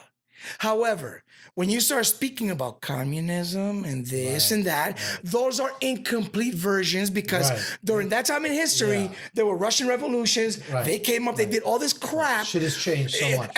And the guys have the balls to, after they, like, for example, we can use the example of Trump, right? He promises change to a desperately, a public that desperately needs it. And he shows up and he bails the banks out and he does this theater and it becomes an entertainment thing. And we forget to ask ourselves, is this enough for us, right? So when you sit there and look at that, you're like, well, we lost everything. We lost it all. Because nobody listens to me. Nobody cares if that shit is going through here, through this area and poisoning my kids. You can look at Flint, Michigan. You can look at all these places. Yeah. And you're sitting there going, why don't I have a voice? Why am I not well represented? Right. You know what I'm saying? So the idea behind that is that the versions of socialism that exist in the form that every person has a vote. Right. So if we own a company, they have worker co-ops nowadays where if we go into a company and you fork up all the capital and I put in the fucking the labor and all that stuff, we come to an agreement. My offer letter says you're part owner of the company. So any decision that happens in a company, we have to come to a vote. And the CEO has no more weight than you at the manufacturing line. That is a version of socialism that is trying to be practiced across the United States, has a lot of resistance because of the Red Scare mentality, that the rationing image is coming and is happening now with toilet paper and water. Yeah. So you have to ask yourself, is it coincidence? Maybe. But if you need fucking water, you need toilet paper, you can't afford the prices that Dustin can afford, because you can hoard it and say, why shouldn't I be able? Or not even Why hoard it. You can change the price. Whatever. But you want to buy all the toilet, because your question earlier was, why can't I not buy the whole store if I have the money? Right. And that's the problem with the capitalist economy, the supply demand, who really has the power, and the people that I was just speaking about. And that is what the critique is about, what the argument is about between socialism and capitalism. Not Cuba and United States, not Sweden and here, not North Vietnam and this. No, it's the ideas that we had, right? I mean, America's a wonderful place. We have a lot of the freedoms that we would die for our freedoms, put it that way. And I think very few countries would have that sort of passion to die for a freedom that still restricts, and we don't earn the same we earn much more than women do. We have a very, they have and we don't have. We have people dying from hunger, you know what I'm saying? And we still want to defend our country any way possible. For some, it's like the beaten woman. You're there in a relationship, man. You're hoping for a change. You're hoping, or maybe, who knows? One day. And what happens, man? Yeah, you have this passion. You're hoping, you want. You have this room. I'm willing to die here, black and blue, until the truth comes that you may not be alive to really enjoy. So what happens? That's what the debate is happening now. And people like to, let's say, be part of a team, right? But it's a game, man. It is. It's about money. Right. It's about money. In the end, it's about money. So this is the thing. First of all, we're really, really lucky to be Americans, right? Yes. Because I would say America, at least at this point, for the most part, is a smorgasbord of ideas, right? We'll take a little bit of that socialism. Look to the left, look to the right. We're going to take a little bit of that capitalism. We're going to take that. We're going to bring in democracy. Because democracy, now when you have a voice, the same thing that we're doing here, just chatting, you can vote. Vote's a big deal, right? But I want to break you there for a little bit too, because we're on the topic of the socialism, capitalism, government thing. One thing important to note also is that the things that are socialist in our economy, in our system right now today, like the Amtrak, like the Social Security system, is the most like well-known. welfare system. Yeah, exactly. So all of those things are today's benefits, for example. There's parts of the economy that might look right. like Okay, great, exactly. the MTA or the public transportation No, system. exactly. No, I'm sorry, not the MTA. Amtrak, specifically Right? Amtrak, Social the Security, system, right? and then Because I spoke about welfare. there's no way you can make it from San Diego Facts. to LA Right. for $30, bro. Right. This is subsidized by the Correct. government. 100%. If it was privatized, the Amtrak system was privatized, It'd be a lot more my money. man, It would be an airplane. You'll be It'd be competing. like- it'd be like if you were flying on You'd it. be competing with the airline industry, and you wouldn't Yes. even know how to get to LA Right. if it ain't through It traffic. would cost you a round trip $250. You can forget it. Right, and it could be even Yes. more. Okay. Because it might be shorter. Okay. Right? So So they're gonna land and this Yes. and that. So there are pros and cons to whatever your agenda is, whatever you want. Okay. So that being said, what I was trying to say is that once you start looking at everything that we saw, that we gained from socialism, right? That we took socialism, we put it in the system. That was the comment, and the response, the response is, is that the best word to use? Because communism already has a bad connotation. Because something that I wanted to bring into the argument was Karl Marx is someone who, if I'm not mistaken, invented this kind of principle and idea. No, it's not. He was just a critique. It was a critique of the capitalist system, and it was a critique of all this. Now, I haven't read anything with Karl Marx, so we need to be careful. Because I know he's kind of someone that maybe pulled one way or another and said, hey, these concepts might be flawed. Let's put it this way. I'm going to show you these concepts, they might be better. This is what I do. Because I wanted to get him in. If it's about Marxism, right? If it's about Marxism, it was a critique of capitalism. It was the debate whether we should do something or not.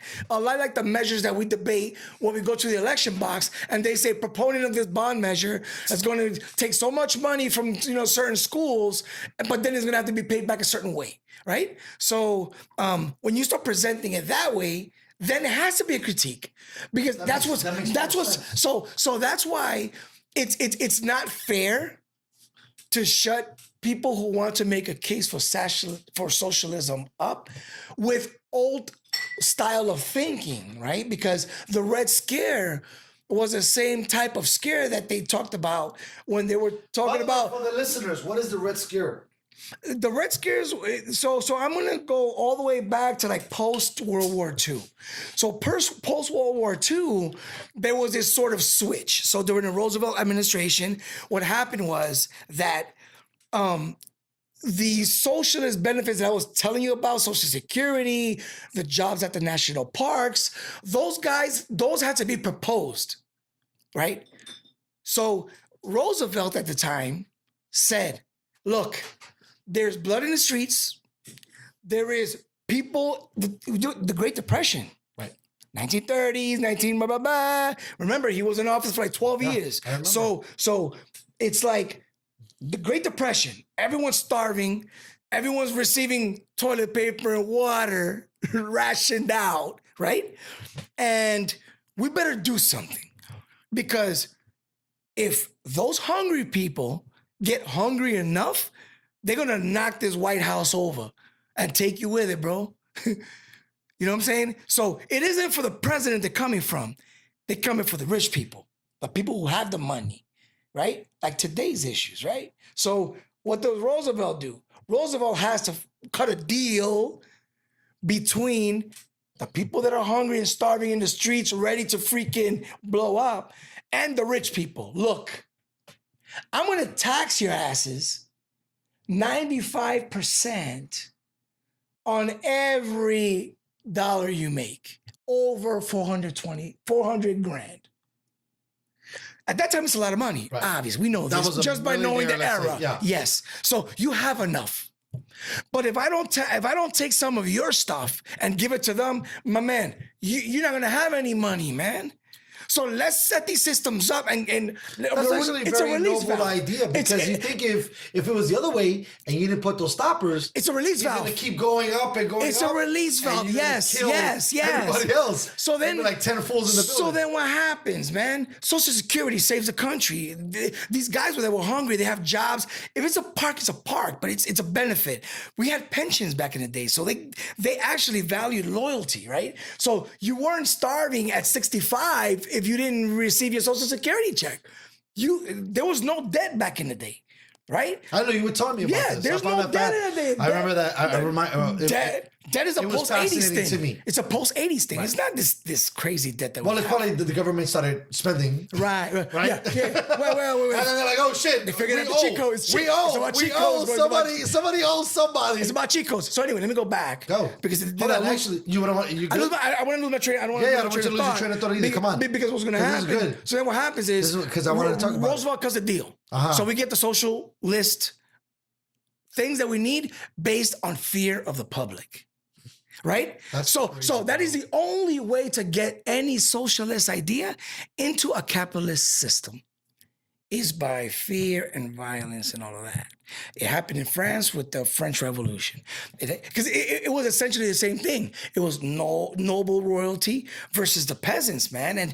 And we have less and less. Life is harder and harder for us when you guys are having orgies in your freaking palaces, bro. Right. So the French Revolution happens. My man Louis XIII getting busy. Get it, bro. He's done. Right. The Iron Mask. They hung him up to dry. I know. So what I'm trying to say is that there are socialistic ideas that we can learn from. And the platform of Bernie Sanders. Do you like ideas or do you like principles? You think principles makes it more concrete, ideas makes it looser, right?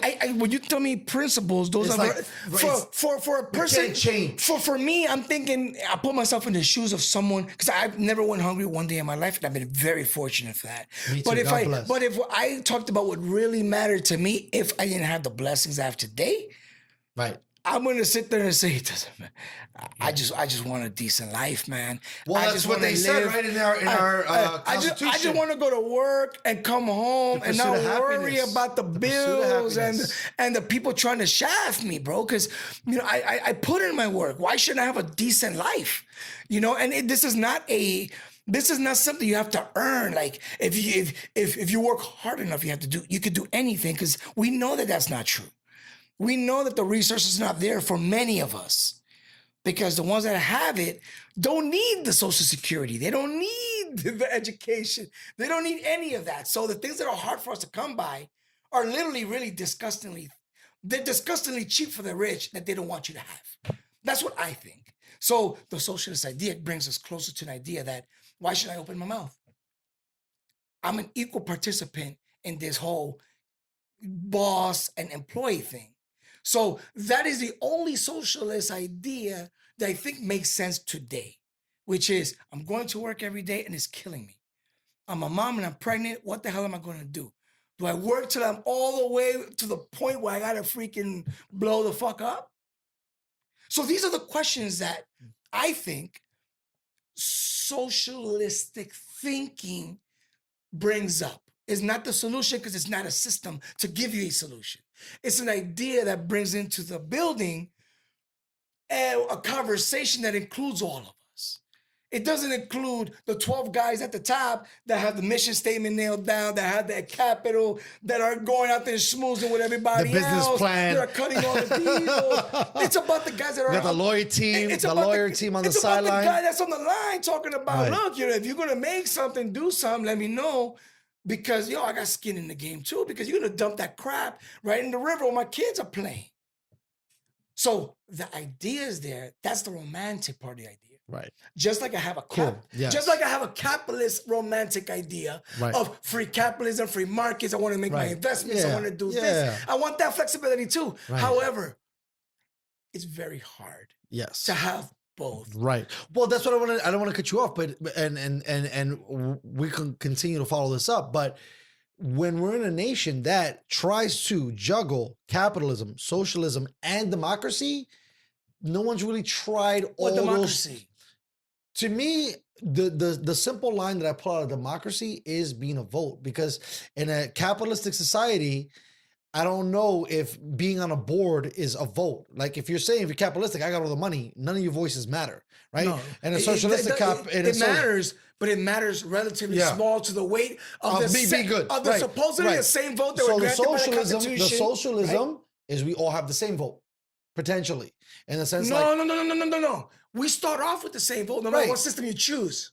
no. But what I'm saying is I'm trying to put into my dynamic into the discussion that we can continue to unfold. Where in this nation we're constantly juggling these three principles, these three ideas. Okay, but let's get out of the idea that we know socialism or something to be this. Well, because no, we're not. I'm just trying to give them tags so that you can rip them to shreds, because I want them to be in these boxes, because that's what most folks look at them at. The thing is, it's a Right? slippery slope, because if you agree with one thing, you have No, to you know, justify it. yeah, I'm not and trying it's hard. Sure, we're not trying to justify anything. I'm saying, let's say, capitalism at the core Right. is go as hard as you want. You make all the money. Don't worry about anybody. Stack chips, yeah. right?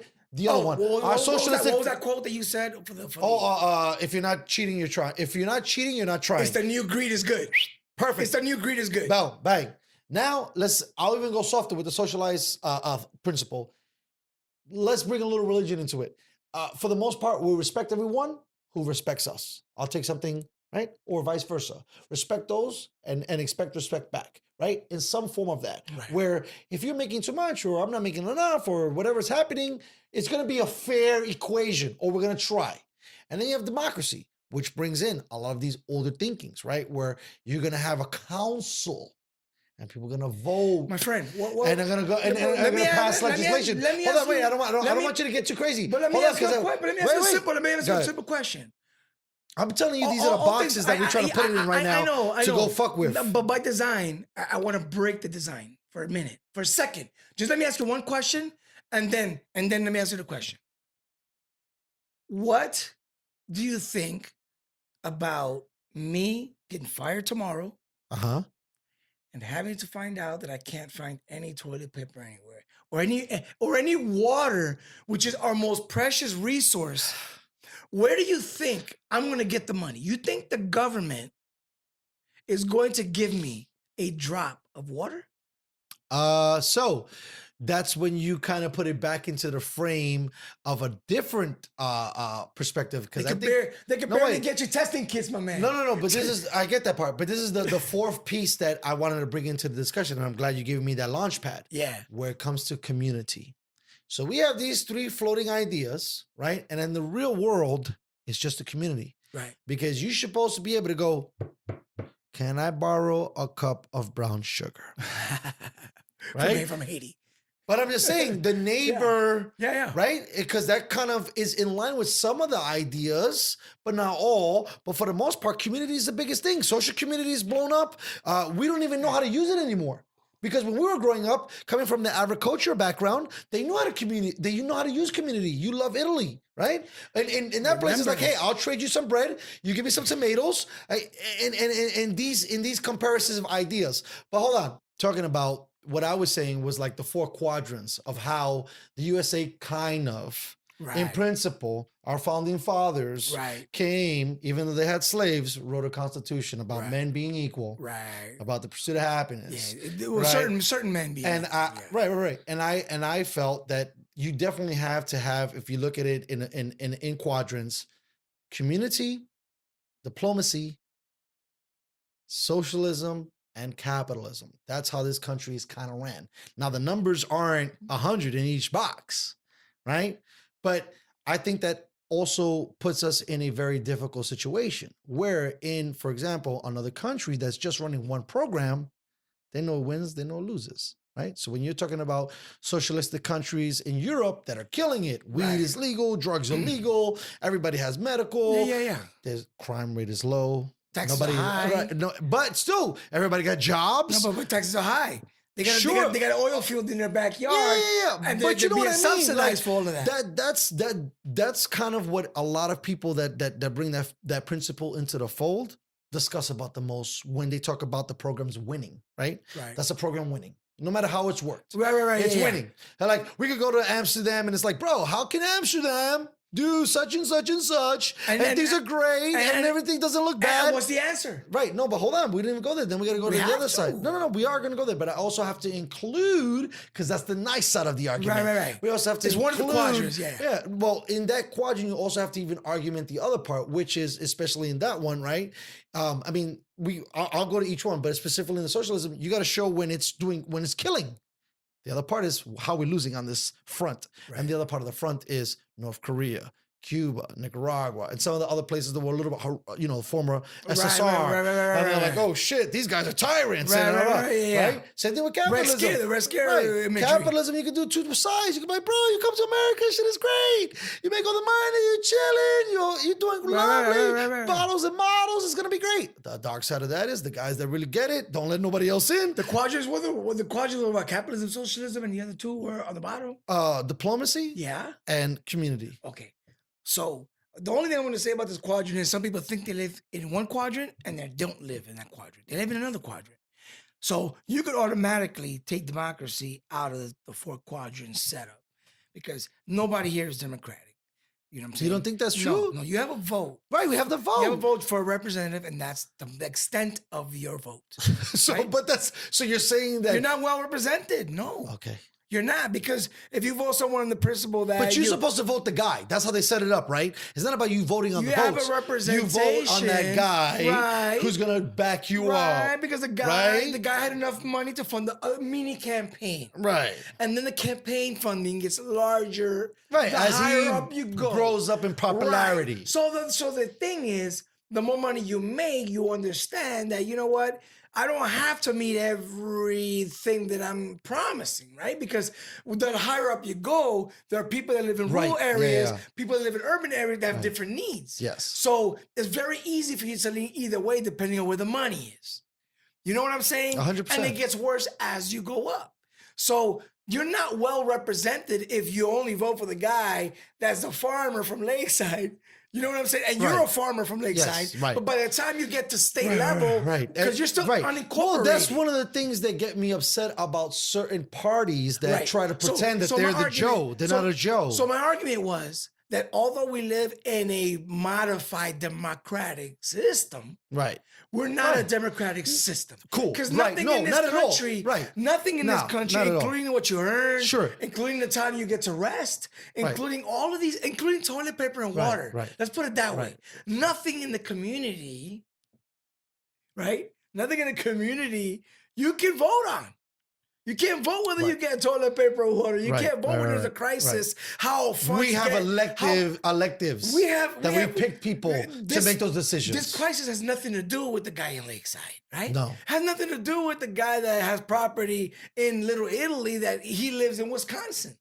You know what I'm saying? So these issues end up getting muddled. So what you end up having as a representative with the people who actually have the money and who you depend on for approvals, get it, man. So, like It's I said, all, it's all set up from the this beginning. diamond spear that I want to I don't know, kill the bull with, right? As like the painting of how gracious and amazing we are as a nation, And we are. right? Yeah. That spear is probably way heavier on capitalism, right? So if you looked at it as a diamond, right, and how you do when you're putting up people's percentages, and I bring up sound bars, Right. right? You got to say what, at least 50% of this nation's ideology, in the sense of the people that we have elected, are running the program. I would even go higher and say 65%. Then I would probably throw a little bit down to socialism, because that's kind of how as crazy as it is, that's really the checks and balances of the other side of it. Because we in this nation have figured out a way to check ourselves, but it's really not true.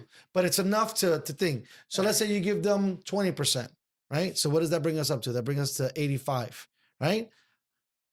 I think you give another 10 to community and 5 to democracy. Right. And that's the whole, in my opinion, the 100%, I hope my math is right on that, the 100% of how, when we spear things, that's how we go in, right? We start with capitalism, maybe a little socialist ideas, maybe we're thinking about the community, and you might be able to vote on this or not. We don't know. Yeah, but and that's how we, as but America, who decides that? No.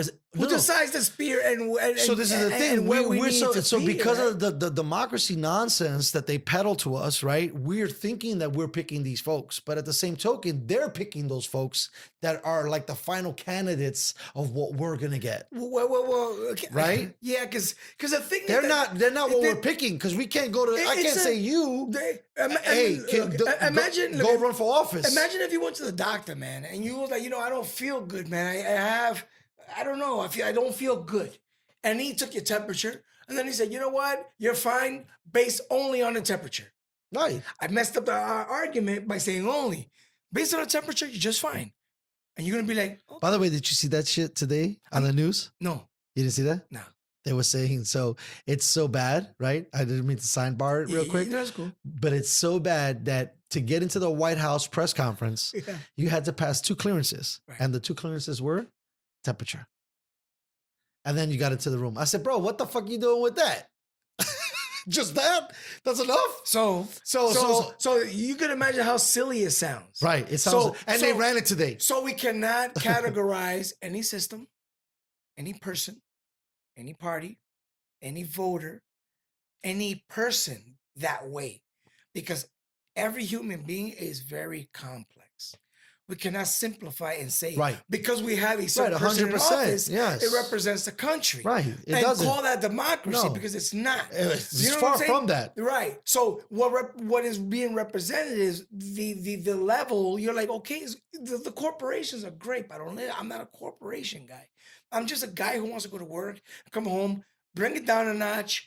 If I talk to someone, you're a worker bee. Yeah, I'm like, look, I'm paying so much money, dude. Just give me what I need. Yeah. I mean, don't cut cut all the deals you want. You can make a lot of money on the other side, but give me at least my basics, bro. And the only time you get your basics is if you're a district that we need to win, right? Right. or 100%. any. That's or what I any love. My favorite multitude. word is agenda. Yeah. Whatever I'm trying to get you today, bro. It's just a mechanism. There's Yeah, multiple right. mechanisms that we can use, and we're going to end up debating over Yeah. them day and Right. night because by design, by intent, that's what they're designed to do. Right. The more polarization there is better for media, is better for Right. everybody. Sensationalizing Who it, depends saturating the system? market with it, just keep on It's hitting great. in your face. It's great that one person can rob votes. Bro, you know what's so enough funny to today? You know what my sway- brother said? And it bugged me out because he's in NYC. He said, like anything that has to do with like, oh shit, Fulano got caught over here stealing. You know how they do it in New York? Like there's like a couple of deaths on the news. You heard about Fulano? No, but you like that, right? I'm bringing it back old school. But when you think about how on this news program, right? They got the robber. They got the every. It's like the same show. It's like Sábado Gigante without the wheel. Right. That he said, bro, it's like almost a media blackout where all they're talking about is this. So if you thought about it, right, like they're not even bringing up criminal discussions, right, that are not happening, but this one thing is like blanketing, right? It's insane, dude. What the messages you could go through, because once you start looking at all this stuff, I mean, I think that the American public now needs to think about a lot of things. If you're going to detract attention from someone as polarization as the president today, you need to be able to find that herring is going to land attention away from him getting away with an impeachment conviction, right? I don't know, allegedly. Allegedly. and all of these Allegedly, little things bro. here and there that are just they seemingly... were saying that some numbers he didn't want to show them. I could have been Saudi Arabia makes right. moves They against were it. discussing a couple Everybody, all of a things. sudden, there's no more images of Syria being Right. bombed. There's no more images of the deals that the Taliban was making with the United States. I know that. I remember. I seen that And cross the my whole desk board. Iranian- I can't so believe that was even a thing. I'm like, they're making a deal with This is not just about America. a radical group. Going through a very scary situation. This is a situation where there's a lot of stuff going on everywhere. I mean, you talk about Brazil, the Amazon rain. Whoever talks about the Amazon thing anymore. Right. Remember in the Amazon, they're cutting down the tree because they Bro, wanted I the know, cows bro, and all bro. that. Nobody's talking about that Yes, anymore. I know. Greta Thunberg, or whatever that teenager's name is, she's out there. They're going through an 82-day strike at this point. Nobody talks about that. And that girl rode across the freaking ocean to get home because she believes strongly enough in action against climate change and wants to reach people awareness about it. And when that doesn't make the news, you know what I'm saying? Right, And, of course.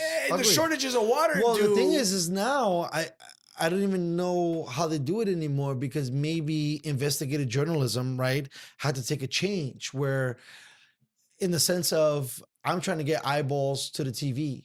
So I got to get the best show possible, whatever that show is. And if it's a night show and I'm in urban or I'm this and that, I'm trying to show you the best things happening. So remember this though, too. What you're actually doing with breaking news is you're putting the toe in the water. Right. And, That's it. Because everybody else is going to say something. Breaking news is not based on facts. Mm-hmm. It's based on speculation. Like, they just caught the guy. He's inside. And they're giving you the narrative. We're watching him from the back. He got the sniper. Yeah, he was brown and stuff because if he was brown, he was a terrorist. If he was another color, he's another label and he's another. So God forbid if a terrorist action happens with an Asian guy, and they put Wuhan and the Asian guy together and they... Anything, they could just draw in so many lines that everybody's a villain now. Once you cross the line, too complex for this. Yeah, that's what you were saying. That's why I said, to not backpedal, but discuss a little bit more. The spirit that I was saying is how we drive into situations. But I think as Americans, those are the kind of things you think about, right? You think about, hey, I want to get some dough. Hey, it's fucked up that homeboy don't got a house. Yeah. Hey, let me chill with my mans. Oh shit, I could vote for this thing, or I could buy Netflix, or I could buy this, because to me, the democracy a little bit has you with the right to do whatever you want. Right? I could do something. right? I could do, But but other than you could do something. something. We're not saying right, Other than because you got to also think about when you get arrested, right? something other than worry about your hours getting cut, worry about getting fired, worry about your wife yelling at you because she's tired and she doesn't want to work and the coronavirus she's worried about it. There's a lot of profiles that we can fit because the profile you're giving me is one. Right. Out of a multi, we're No, talking but about I'm saying, I'm telling you, I'm we're saying, talking about the guy that could actually go with his Right, boy but I'm and say, "What's up? What's going yeah, on? but Let's hang out." listen, I just heard my brother But today, bro. but you're talking about there's people that literally have no TV because they Right. don't have money to pay for cable. Facts. You know, but the because thing now you is, can't get. that doesn't matter anymore. What do you mean? That you don't have cable. Who? Cable is not a thing. What you need is Wi-Fi, right? So as long as you don't have a connection, then you're fucked. So now you got to talk about a whole different thing Yeah, because well, true. before everybody had TVs, Yeah, you're right? right. Yeah, and then so when you yeah. change no TVs, like fuck, we don't got no TV. But What do you nobody. think about the 5G thing? Like, What's- what's the 5G thing with Huawei? Because that could be another thing. Wow, I didn't even know that Huawei was considering even being in the that. minute that I just said, I'm like, Huawei, what? Is that news? And I could easily believe that if anybody had a case to say that this whole coronavirus thing was a conspiracy, then they would say, Speculatory. maybe, you know what I'm saying? We can go in that direction. Right, of You know what I'm saying? 100%. Huawei, the 5G thing, we need to adopt infrastructure. I was shitting on the Chinese, the guy in office, shitting on the Chinese, the 5G thing, blah, blah, blah. Now we realize, hey, we can't live. I mean, they developed this, we can't win against this argument. We can't steal their shit. So what happens now? Under the table, maybe negotiations are happening for 5G networking in the US behind the coronavirus curtain. Right. Isn't that weird? So to me, Isn't that weird how something? No, but it's one guy just thinking about this who has nothing, no premise to because go off of. everything that I've learned through everything that they give me, it sounds like the fucking Oz. You ever seen the fucking Pull the Wizard of Oz? curtain back, Yeah, you there's like- a you fucking get the guy, guy, and you it's like- this big bad wolf, and you pull the curtain back. He's a half Dominican, half Puerto Rican, Right. dude from New York. I'm telling you, Who lives bro. in San Diego, Bro. Because the image we want to see, we made that image. The guy who's pulling the image, the curtain. We want that guy because we always. We have champions. We have our Michael Jordans. Right. But We that's what I'm have- saying, that we have our argument- Donald Trumps. Yeah. We have our Bernie Sanders. We have champions, right? Wow. So you putting Bernie Sanders as the so champion? does it mean so let's make it the Of sports course. analogy. I like that better. Does it mean that Michael Jordan is no longer a legend because he didn't win the championship? No. No. So yes. does that mean yes? Does that mean Donald Trump? Well, in my opinion, right? Yeah. Let's see So this. so let's say Donald Trump not winning the election, does that make him any less of a champion for his base? No, not at all. base, Not at all. I use Yeah. very lightly. I just 'cause think- that's the word that but the people thing use. is, I think it's but when I, weird. but when I say base, what I meant was people that believe in the message that he is saying, which Right. is what every American wants, bro. It's like we don't want other companies doing businesses for us. We don't want the system determining what happens in my community. And that is a message that comes out in every candidate. The only thing is that when you see the message, your channel is going to tell you the parts of the speech that apply to the agenda of that channel's provide the money, where the money comes from.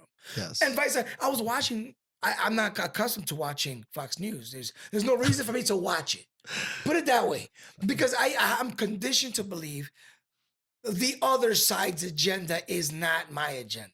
So, because I know this already, and they're very good at what they do, the same way the CNN and the MSNBCs Right. do, it's the same thing. Right. But for a guy that's living where I live and doing what I do, Right. You're You're reading tea leaves. None of the constitutional things that the Republican Party really believes in heart and soul, I can really respect. But it never makes it down to where I live, right? Because we don't get to enjoy the parts of the Constitution or as easily But parts I of the think Constitution. that's not true. Because right now, for example, Go ahead. they're shutting down voting booths, polling booths That's something that needs to be talked about for sure. So we were 'Cause now talking about we can't even- coronavirus right. in the midst of everything, So in all basically, the we're confusion. stopping. In the right? confusion. Like, Hold on. Like Trompitas is still hanging Okay, around. so in all the confusion that's going on, it's a very easy thing to manipulate. Yes. If you're in office, Yes. I can if stay. you have the dough, I can stay. because the dough, I can stay. the guys, that And he definitely has the they're dough. running the show. Really, the Listen. Bloombergs, they know what they want to do at this moment of Right. time. That's a fool that probably has triple digit Let's billions. do it. Let's make the deal we need billions. to do. Don't worry about the Triple-digit public. They're billions. distracted, and let's do it. Let's go. Nobody knows anything. People are distracted by a trade agreement that has nothing to do with them. A stock market that has shit to do with them. Nobody I know owns stock. They haven't talked to me. Well, nobody I knew had stock. Right. So I find that funny though because it's so true. Right. A lot of people. Well, I guess let me make a distinction. Yeah, you got to make a distinction, but it's cool. Growing up, stocks. If you ever said the word stocks, it would have been you would have been ridiculed Right. as a teenager. Agreed. The same way, Right. that we ridicule teenagers for dumb things nowadays, right?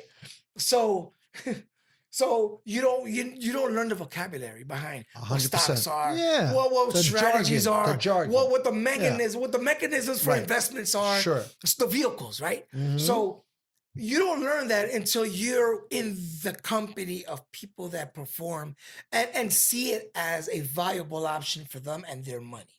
Right. So you come from one side, you come to another, and you can appreciate You're right. the 'Cause you got exposure the to the bridge. information that's out Yeah. there. So you're like, oh, I could do this with my money? Fine, I'll do it this way. Right. It's a better way than the option that I had. But when I it was in crazy Harlem. what you was talking about earlier, right? Because a couple things. First of all, because we came from that agricultural background, and then they went from agriculture to straight city. Right.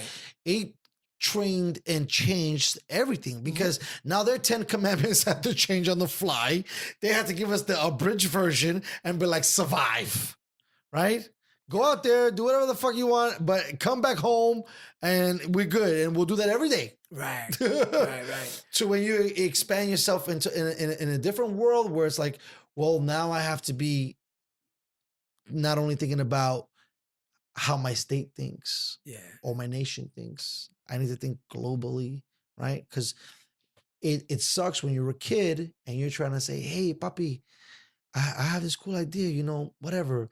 Brand X is they're gonna come up with these new things. Right. Let's invest. Pow! Shut the fuck up, bro. Because I think, and this is another conspiracy, but the people that are allowed to manipulate certain things are not going to allow other people to see what they do behind the curtain to keep that Oz thing back into it. Right. Where we're not trained in that situation where if you had money and your kid came to you and said, hey, dad, I think this is thing, the dad might say, fuck off, but he actually might take a look at it at the end of the night and buy it. Our generation. Our generation. Well, I don't know about that. I think that I'm talking about. If I came to my dad today, even today in Right, his 60s, still, right. you're not going to He's get the unplugged. answer you're expecting. Yeah, no. I'm saying that there's nothing you can move them. They're like a. That's what I'm They're saying. like a sphinx that you can't push. Right. But what I'm saying is, as things changed, right? Not only, but I think that there was two outliers. The outlier was no, and the outlier was yes. Right. As it changed, it turned into maybe over time. Yeah. And yes and no went higher or lower depending on who was in charge of the situation. Right. But at the baseline, it's just like, don't come with this idea, and someone else would say, hey, invest. And that's what that ideology is lost in a lot of ways. Some people get it, some people don't.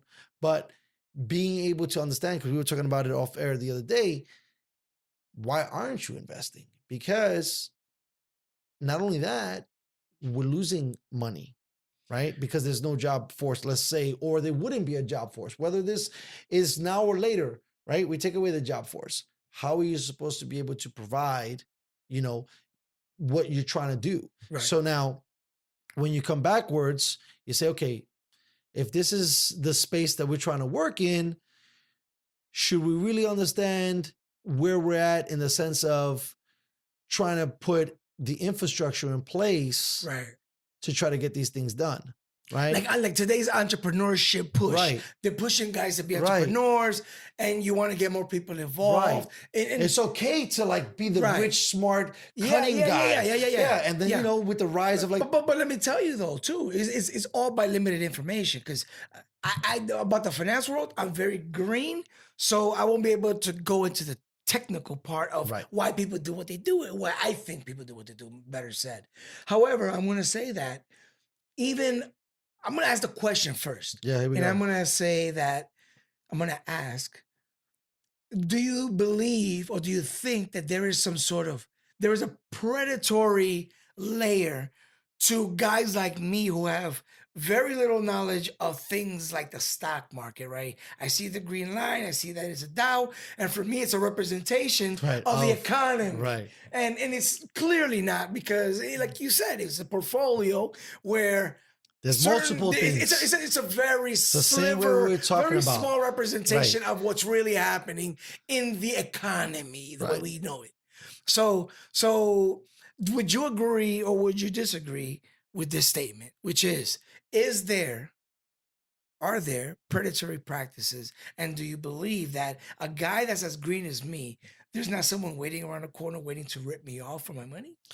Well, the thing is that first of all, yes and yes, right? So if you're not knowledgeable, someone's always going to take you. But I feel that if you're not knowledgeable, the only way they take you is if you allow them to take you, which is letting someone build the portfolio for you. But no one Right? knows this. And then in when the you're a same token, novice. right, hold on. And in the same token, even if you lose, at least you're learning at the same time. So there's data. So what I want to do is I want to represent the situation Right. of the people that do get taken. Right. For example, They're fucked. the minute you said portfolio, Right. I'm You already thinking a lost vanilla it. envelope. Right. Right? Yes. So I'm thinking vanilla envelope For when you say portfolio, portfolio. I'm like, is that the photo Yeah. that they're throwing at the My party? teacher told me to write a paper and put Right. in a portfolio. So I'm thinking if the dude's walking around But with a these- portfolio, that's right. it. That's and mine. this is what gets me upset. Yeah. These are not the conversations that are spoken through the household. Exactly. It's the coding Right.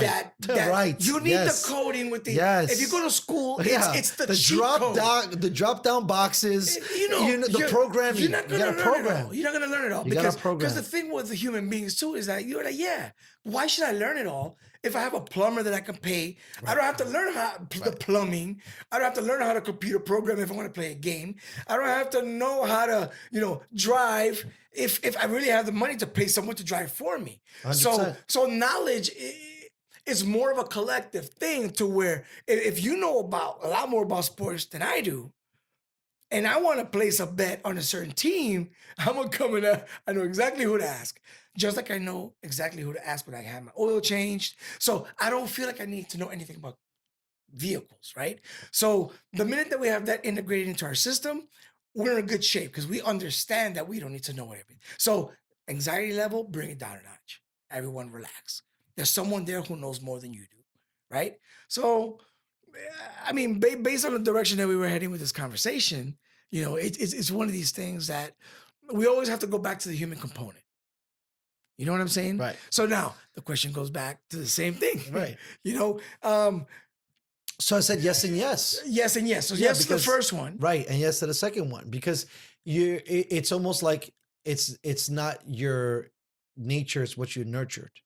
Right. So you're saying, all right, I'm already pre-programmed. Right. So I'm fucked. Yeah. And if I'm new, I'm fucked. Well, Right? Because I don't know. Yeah. And if I'm pre-programmed, I don't know. No. If you knew, you're not fucked if you go along. Right. But it's not even, but the thing about it is that the discussion or the debate hasn't been more brought up to even think about it or Right. to talk about it, right? Does it make Like it it was that the same far? thing I was saying about earlier. Like part of your fucking math class should be like, hey, how do you read a fucking stock chart? What is If- a portfolio? Right, what because the- what the- today's culture. Yeah, like where the is- fuck are you at? You're still showing me how to write a letter? But my friend, my man. That's what I'm saying. And I don't even think they do that. And for the money that you're paying in Right. tuition, you should get that quality of education. But that's not true. Let's think about you not paying. These are basics that you should be learning in high school. No, but what I'm saying is, have you seen the tuition fees that have jumped from when I went to college back in 2004, You're bro? old. No, but in a span of 5 I'm years, fucking with you, I'm bro. like, I know. I used to pay like $11 credit. I know you were telling me about that the other day. When you said now it's like 200 a credit. I don't know. It's like 100 and I think it was 111, 130. And people across the country may think that, wow, that's really, really expensive. And California standards, I'm going to say that That's cheap. it's something that you would pay, but you don't want to pay that much. There's no reason to pay that much, right? It's like the expensive brand of Tide with all the extra shit. And and if people force you to pay that to wash your clothes, you're going to be pissed. So you're paying these prices for education that don't show you what you're saying. The stock market, the basic skills of what you need to not get ripped off. Oh, wait, it's built into the system, isn't it? Yes, it is. You getting ripped off is already built into the system. Just by the education system not giving you what you need. And on top of that, making you pay for it. Right. But again, you have to think about Education for all makes sense now. Right, Because another. It's in the interest. It's in the interest of the government. Socialism It's kind in of the principle. interest of the government to make sure that everybody they're not, can get. exactly. You have the right to learn. The tuition fees may not be the same, and that's the only difference. That's another right that people don't even right? talk about. That right? Think about that, bro. We talk about all these stupid rights. What about the right to learn? Right? Because where the fuck am I gonna go? Is my mom gonna homeschool me? I mean, thank God we got the internet But because why I would could you- actually but download the Why would you curriculum. learn? Why would you learn? But you know what I mean? It's hard work to learn, bro. Yeah. The human species is not designed to always have their brain on 24/7. Facts. So the human being has two purposes. Survive, right? No. Seek as much pleasure as you can until you die. You think that's true? Yes. Okay, what's the It's second the one? whole premise behind That sounds everything crazy. we do. No way. And what's the other Yes. one? And the other one is okay. So now you're running around and you're freaking doing all your shit. What was the second one? So you threw me off track. Damn. Come on. Okay, so there It's were your two principle. things. There were two things. It's all right. So Don't worry. You as a come human back. being, as a primitive, what you're doing is you're going around, hunting around, getting what you need to do Right. for your life. Yeah, you're killing Tyrannosaurus Rex. And then that's it. You're I think making out that's with only the hot one, chick. really. It's Right. really one. Because I mean, if you think about it, and produce. And spread your seed or go forward. Okay. So natural selection plays a part, obviously. But the first part is undeniable, obviously. The dopamine levels in your brain determine everything you do.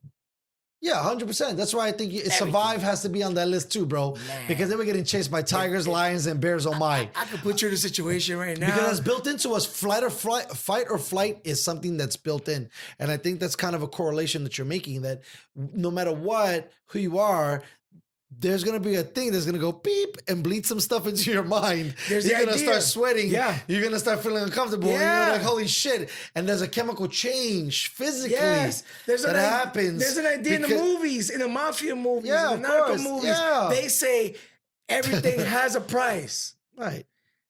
People are gonna make you and put you in that Sure, state right. to get what they want. Yeah. They know that it's not. Maybe it's not about the money. No. It's about you wanting It's a about house the in cloud. California. It's about the cloud, papa. That's what it's about. Money Yeah. means nothing. It's about how many houses I got. Well, it depends. How many things I got. It depends though too, because money only buys you options and Right. opportunities. Right. But that's it. So if what you want is opportunity in the future, you take the money any day of the week. But if you can have, if opportunity and options are not for you, you live in a country where you're happy, man. You're happy to go to work. You're working at the Ferrari factory. You're doing the same thing, hanging out with your kinda boys. fire. It's kinda You fire. go out. You Yeah, smoke whatever you right. smoke. You drink whatever. Buongiorno. Buongiorno, man. Let's keep these guys Right, let's get going, right? Yes. So when you're in that situation, you're like, I don't need the opportunity. I don't need the options. I'm fine. I could die tonight Right. and be okay, right? So now money doesn't mean as much anymore, right? Right. But it's that dream is going away because now the corporate system is starting to gain momentum.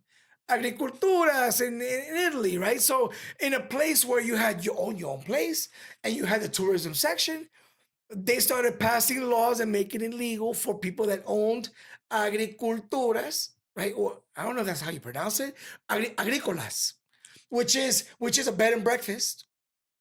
and this company would subsidize, right, your business, your bed and breakfast business. Right, yeah. So you can have a cook in the front, have a hotel upstairs, subsidized by the government, and live a comfortable life. Because your animals are out there producing cheese. Yeah. I'm an American driving to Saturnia, bathing in those hot springs. I'm looking for a bed and breakfast. I'm look up. I'm like $70. That's cheap. And the guy's already been subsidized out of 70 from the Italian government. The guy's like $140 fucking spot. Right, because you have to do the currency change. But then what happens? You give up a part of Italy. You know what I'm saying? It's the beaten wife thing again. You give up the piece of Italy for the euro, for the dollar, for the this. Right. Because what you're doing is now you're creating traffic through a place that's like that for a reason. Right. You know? Yeah. So now you start selling yourself without knowing that you're selling yourself. Because it is great for you to give the option to the farmer or the option to the guy who's failing in his crops. Because nowadays China is taking over that, right? That's what we know. All the soybeans, all the crap, all the bad guys, they're growing all the shit. And these guys are sitting there going, okay, what's going to happen now? We make it into a business. My business is not going so well. Imagine the coronavirus and Italy going through all the shit they're going through today. It's terrible, bro, what's going on in Italy right now. But I don't pretend to know. I just listen, and I'm really regurgitating what I found out because I'm not an official. I'm not. But I mean, I'm sensitive enough to know that it's not only about me, man. This system sucks, dude, for anybody. You sit down, you're like, yeah, we're having a good time, but some people are not having a good time. No, sir. You know, and your listeners, you know, they can relate because they know what's up. You know, it's a guy who's sitting down and really feeling that. Now, again, I don't want to be that guy, the white horse, to say I came from a bad situation and now I'm better because of hard work. No, it has a lot to do with luck because the system is not designed for guys like us, right?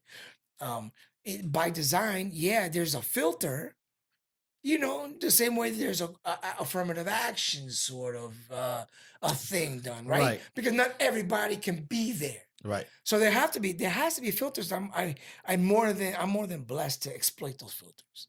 Exploit in a way that because I was born in the US and I have the benefits of having a system that at least for the low income guys, that we can at least go to school, right?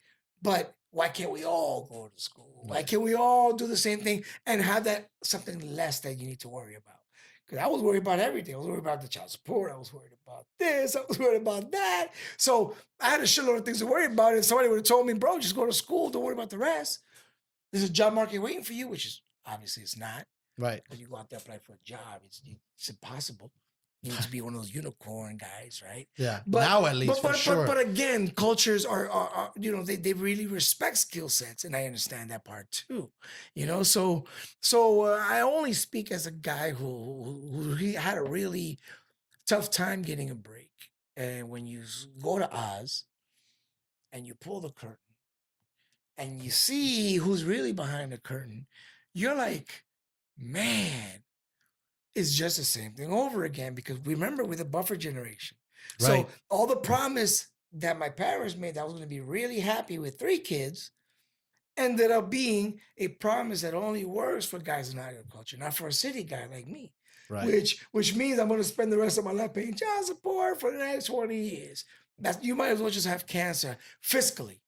Like the amount of money that you would spend in that transaction alone, being able to participate in a system that's like the formulas are designed to spend time with the kids, to do this, the lawyers, they get involved, everyone makes money in the justice system.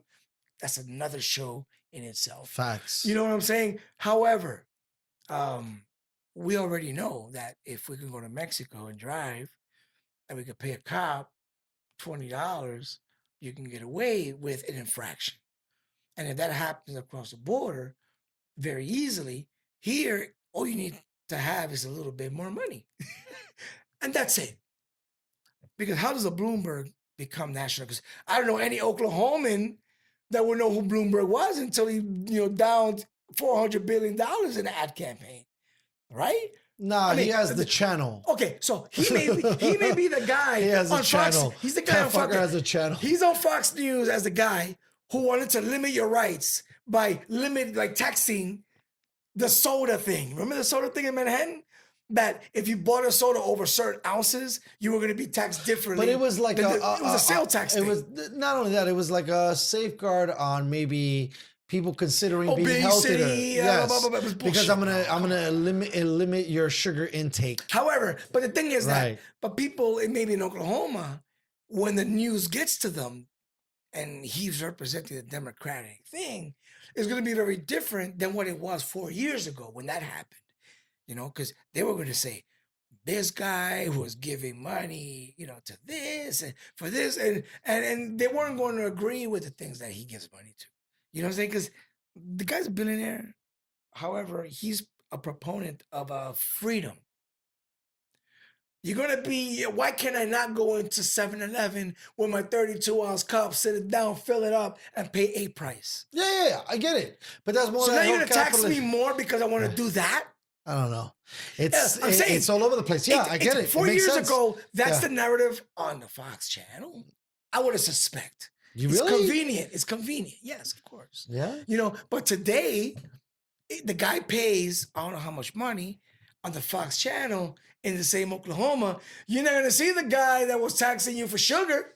You're going to see the guy that's good for you and the Democratic Party. He represents all your needs. So... Yeah. So we got so. Yeah, I'm going over the map because I know. But it's so thing. I want to go lighter. I want to go so lighter. So let's switch it up. Light, so even if let's pretend these fools and let's pretend the MLB is gonna play, right? Are we expecting after the 2 months, 8 weeks? I haven't kept up with the news. So they're saying for them they're starting in May. Okay. Right. So it was 2 weeks, and that 2 weeks became until May. Okay, I got it. Right. So let's. I'm up to date with that. Right. We'll pretend that was like confirmed. Okay. But I don't know. Does it seem selfish to try to switch gears into a sports game when motherfuckers is like losing their shit right now? I mean, and no organization wants to step in it. You know what wants to step in it, bro? Somebody has to make a first move at one point. And it's just how much you're willing to risk. Because when you got a guy in the NBA touching microphones and they're framing it, because I would do something like that. I don't know, just joking with you. I'm like, yeah, bro, you checked me on the way in and I'm going to touch all your shit. And I did a joke, right? Then people start framing it like, he touched every single mic in the room and he was detected. He came out positive for coronavirus that night. Dude didn't know he had it, man. If he had it, he would have done something like that. Dude, if I start coughing in an Albertsons right now, I feel bad. I feel bad for the people happened today. Think. Listen, I almost lost my shit today, okay? I went to the store. Somebody coughed. I was like, I got it. Hold your breath. I'm dead. Hold your breath. No, I didn't even better than holding breath. I was like, it's over. And then they coughed like 3 more times. I was like, it's a fact. I'm dying. Hold your breath. I had I've been doing that shit all week. But I mean, it's a joke because it's not a joke. It's funny because it's real. I know, and that's like our anxiety. I want your viewership to understand where I'm coming from. No, I get it. When I laugh at an unfortunate situation. Yeah, but that's the thing. It fucking sucks, dude. But it also sucks living in today's generations, bro. Yeah, where everything needs to be so understood because people will go out and fetch footage from before and twist it in a way that people don't deserve to be put in that light. So the only thing I want to say is that, it's like watching that movie, The Joker, right? Where the irony, becomes a slapstick subject, for most people. Agreed. But there's a certain sliver of our population that doesn't think that's funny. Right? Like you make jokes about raping little kids in a comedy club, and the way the guy says it, we all fall into that whole and we don't think twice about it. But if you take the text of it, forget the audio and the setting, take the text and read it. Right. You may feel differently than you did in that moment when you heard it, right? Yes. So you're like, oh yeah, well, I can see how it could be funny. Bro, that's so crazy that and this might be horrible again, but I'm going with it. That's why I don't watch South Park. I- Seriously, because I'm like, your Yeah. whole shit is wild. yeah. So I'm not gonna give you ratings. It's almost You're it's out of control. offensive. Yeah. You know. So if I watch it, I'm kind of saying like Yeah. it's okay. Mm, mm. I think, I, in my mind, I think sometimes. because I mean, you got to be funny about it. I'll watch other things, but that particular thing is just so much that I'm like, you know what, that engine or that, like you like to say, the vehicle, I don't even want to get in. Put it this way. Because you guys are going really outside the box in the sense that But- I don't want to be like, But remember, it strikes you as funny.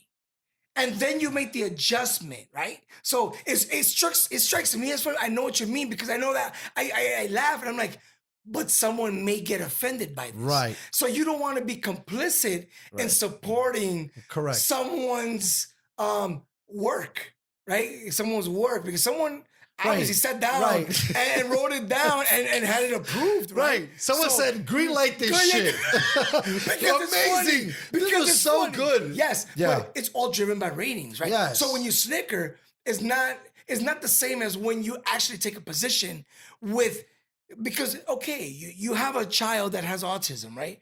And the word retard gets scrubbed out of a cultural dictionary because retard used to mean something to certain people that now cannot use that quote unquote language. It's very tightly bound to culture, right? So you're sitting there going, I can't say retard anymore. I used to say it all the time in 7th grade, right? With my boys and this and the F word and this and that. We can express because they meant something at that time, which was, you fag, but you didn't mean like homosexual. What you meant was demeaning you as a man, as a masculine. It's a masculine demotion. That's where I kind of look at it. You fucking fag. Like a little bitch, you know? A bitch is a female dog. Like, where would you get that from? Like, do dogs get offended when? Of course, I can't speak English, of course. But what I'm trying to say is, like, there are words that are used for an expression, right? And unfortunately, because we can capture everything someone says and their track record, everything from 1980 to 2050, you can build a profile that you can present to the public and say, hey, this is really him. Although maybe you might have gone off track and said a word that was culturally accepted at one time, but in a 30-year period, who's going to know the difference, right? So you use the N-word, when we're hanging out with the boys and blah, blah, blah, because you came from an urban setting back in the 80s, 90s. It was still a thing that was still in music. It was still in a lot of places. So it's part of your identity / culture / ambassadorship to hip hop and things like that. So when you're sitting there in that sphere, you enjoy expressing yourself the way you do in those circles. But then you have a movement that declares everyone's feelings are to be respected. And now what do we do? How do we mitigate subcultures that have different languages but have a English language underneath, right? It's a tough time to be an artist, to be honest. I mean, I respect you for what you do. Well, I mean, it's it weird has for to be- me. So like, with there's this famous saying that's going around, and I don't know who coined it, but "Go woke, go broke," and it's I'm sure an exaggeration on trying to be too aware and trying to monetize that. But for me, like I told you before,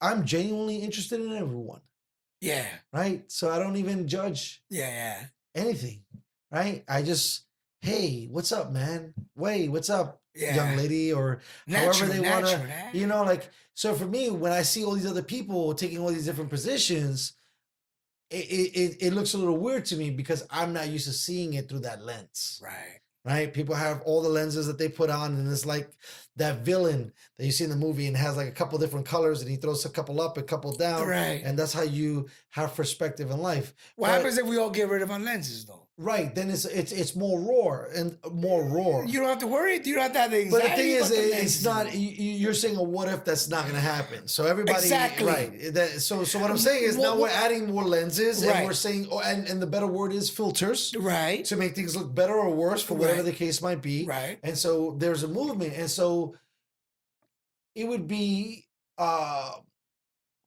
silly of me not to consider the other person's feelings at this point. So like some people get upset because things are too radical, right? Because it's like, oh my God, everything is an injustice, right? But for me, I'm just like injustice. Like I don't see, and that's just one compilation. I can see something else that I enjoy, and however the case might be. But some people they tone more into it being egregious all the time. When for me, I get where they're coming from, but I see things I guess more on a ground level when I'm dealing with people. I'm not dealing with groups. I'm not dealing with corporations. I'm not the CEO. You're not profiling people. No. You're speaking to the human beings. Yeah, I'm on the ground. Yeah. Right? I'm Joe Blow. I'm the blue collar guy. I'm the plumber. If you're in front of me, I'm gonna talk to you the same way. Yeah, I'm the guy that's on the subway with you. I feel right? you. Because that was another thing. We were talking about it earlier when we were saying, and I'm glad I thought about this real quick. You go and you put the country guy in the no sound, right? No light, and he's great. Can you fall asleep on the subway in New York City in the middle of rush hour, right? And that's where we're at because I'm used to people. For me, I've been smothered by them literally. Going every day down a train. I've been pushed against humanity. And it made me more interesting in the sense of I was looking at things differently. Because I wanted to see the person. And so, like I said, I don't really, it's funny, even as a bartender, right? I had a friend of mine that I test this game to. They were like, hey, go ask so-and-so what they do for a living, right? Watch this. I'll bite. Go ahead. Right? And I said, no. They said, why? I said, if I ask them that, they're going to shut it down. They said, there's no way. I said, really? I wouldn't have thought that. I said, okay, no problem. Yeah. I said, I'm going to go right now. I respect my space enough to go show you this. Because it's going to crush your burden. You want to see it? Let me show you. Because I love social experiments. But I love social experiments with myself. I don't really play too much with other people. I put myself in bad positions. The same thing with me because how bad can it get? No. Right. Well, it's not about how bad it can get. I know I can back myself up. But you're always looking at your odds. Right. And when you look at the odds, your odds are never bad enough. They never are. Yeah. Well, what happens if I go this way? What happens if I go that way? What's your over-unders? Bro, you're in a good position every single time just by being in a system that allows you to do that. You know what I'm saying? So you're good, bro. But you also, thank God we're at where we're at because we can say those kind of things. But when you get in certain discussions, not everybody's framing things, to use that too, the way I am. And the way I'm seeing people. And it's just like, not so much the agriculture background, but just like those humble beginnings, man. Those concrete roots. Yeah, you want to preserve that, man. It's not even if you want to preserve it. For me, it's already preserved, in like in your mind. Yeah. Right, and you got to drag it with you everywhere. Because you got to drop it sometimes. But you have to continue to understand and to learn and to be open. Where you can't be definitive, and that sucks. Everybody wants to have yes or no. Right? But that's why I love maybe. But you're privileged. You're privileged. But I'm gonna say I got better. But because it wasn't always great. What I'm saying is just by you being at this table, you're privileged. Yeah. Within the context. But also too, it's there's a level of privilege, there's a level of luck, and there's a level of hard work. But I put myself at this table. Privilege in this way. I mean privilege in a way that you can sit down, do what you love, do what you like, sit down. And actually be you doing what it is that you do. No, but the best thing about it is to cut off my own head. You can't do that in New York. The only reason why this whole fucking thing in my mind is even plausible and possible is because I'm in fucking California. And for the most part, back to what you were saying, you couldn't go to your dad about the stock market. Because we were the middle kids, the backside that we had, we got fucked. Because we couldn't leverage anything of them. The boomers had no information to really give us. They gave us principles and guidelines. Okay, go. But the thing is they're sitting on cash, right? Right. They're sitting on cash. So now what happens is you start thinking, what kind of son am I? Right? Because we talk about human components, not what we statistically think is more likely. right? Right. So you're a child, a teenager, a young adult, and you're home and you see this dynamic happening with finances in the house, you feel like you would have an obligation to contribute to that financial dialogue in your house if you really felt like it was your position to do so. Correct. So for our parents, sometimes the newer generations may look at things through one way, Right. which is he never gave me anything, so why would I be so likely to take half of my check and give it towards the house, for example, right? Because you start feeling the entitlements that everyone talks about, the millennials. It used to be just a conversation that was like, oh, they just feel entitled, and that's why they act so bratty, right? But that entitlement turned itself into a way of negotiating and speaking to your own parents that says, well, you guys didn't make much What of a the fuck? sacrifice. Yeah. They don't know what it's like to go 9 to 5 and eat shit from an employer and have no social life whatsoever. Because do what I say, sit there. Because if not, there's someone behind. Like the same conversations before, right? So you're sitting there saying, well, what do I do with my teenager? Again, it's all full circle, you know? That's why, to bring in the sport component into it, when you're raising, that's why I think we lost the mark for the next term, right? Which is why you need that. There's a reason why building, making, creating gives you a sense of satisfaction, right? When you get removed from that and it gets easier, Right. you kind of maybe feel depressed. And these are not facts, because these are just speculations, right? Right. And so on and so forth. When the moment you start to go back to that whole ideology of creating and being involved, there's an inner peace that comes with it, right? Right. But most folks don't crave to take that deeper look, right? Because it's always about what side of the aisle I'm on, Right. that makes it whether or not I should talk to you. Plus the fact of how crazy we're in, let's say, a self-quarantine situation, right? And you would say that in the 1920s, 1930s, families for the most part quarantined themselves, not in the sense of being sick, but in the sense of they weren't as social, right? And the only social body was probably the dude. He went to the bar, because I'm a bartender, right? You have a family.